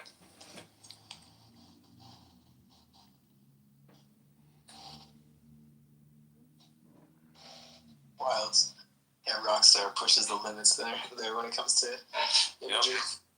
I mean, hell, the physics engine is insane. What do you guys think about Notch making Minecraft 2?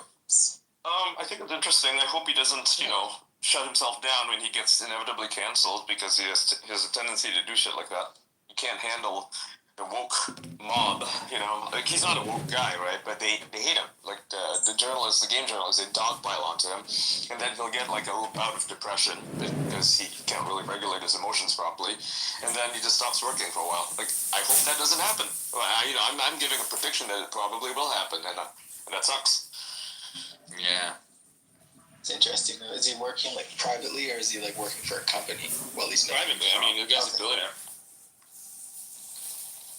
Yeah, he sold Minecraft for $2.5 billion. Yep. He didn't get bought all a house of in LA. It was not a good idea. Yeah, and then he threw a shit ton of parties. Yeah, because he thought it would be liked. Like, he actually wanted to be liked, and then he realized that it was a pretty empty fucking whole lifestyle. And so he stopped doing that. Yeah. What happened to that house? Does he still have it? I'm not sure. I hope not. Because, why the fuck would you want to live in LA? Jesus. And not just for the fires, it's just a kind of a shitty place to be if you're, not throwing parties every day. I don't know, people, they, like nerds usually, when they come into a bunch of money, they want to try out a thing that they never really had access to, which is that sort of, popular kid lifestyle. But then you kind of realize that everybody's just using you for money, and then you get really, really depressed. It's not great. It's not great. It's sad that you have to, a lot of people have to learn the hard way. Because I remember when he was throwing those parties that, people would show up and then they would, just plus one their own buddies into it. And it was shitty. They put their fucking feet up on the table. And he actually complained about that, saying that, who the hell is this person? Disrespectful. Yeah. I'm a cool kid. I'm gonna show up at this guy's house and take photos in it. It's like, alright. Fuck off. Nice. God damn it. If I'm sounding like I'm dunking on Notch, I'm not. I really hope that he does make Minecraft 2, and I like the fact that he's pretty based, like he's never really given a shit about other people's opinions. He doesn't let it change his opinions, but he does. I just wish he wasn't, affected by it, Yeah. And also, what he did with his money afterwards kind of hinted at the fact that it was quite low and somewhat unfulfilled, I think. Yeah, he was. Are we gonna watch the? I love his game. Hello? Yeah. We can see you here. Are we gonna watch this? Are we gonna watch the SpaceX launch to the moon? Yes. Wait, to the moon? What are you talking about? What? They're just doing a test flight. Yeah, they're just doing a test flight. They're gonna catch the booster thingy this time again. Hell yeah. No, that's Starship. No, that's Starship. They're launching literally lunar landers today in 20 minutes. Is it the MBR sat launch or what? Was it machines? Firefly. Is it? That's happening to. Oh, okay. Oh, cool. I didn't realize. Oh, wow. When are they launching MBR sat? Do you know? Let me check it. Fuck. Because they're supposed to launch it. Either they already launched it and I forgot about it, or they're actually launching it soon.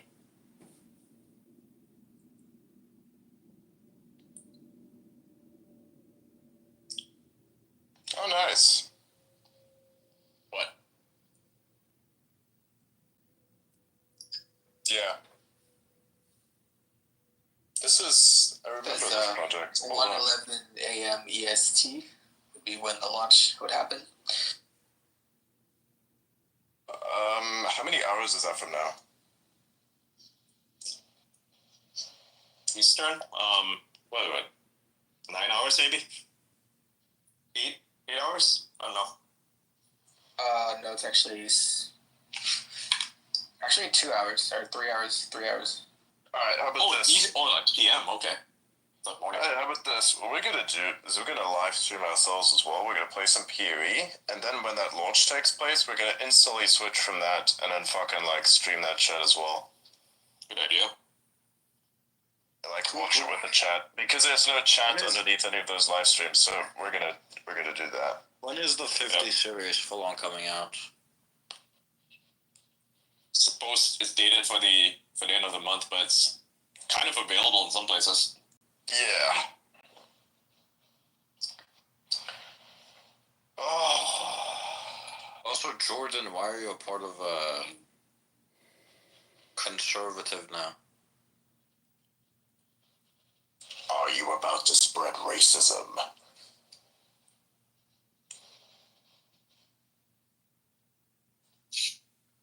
Yes, he's AFK.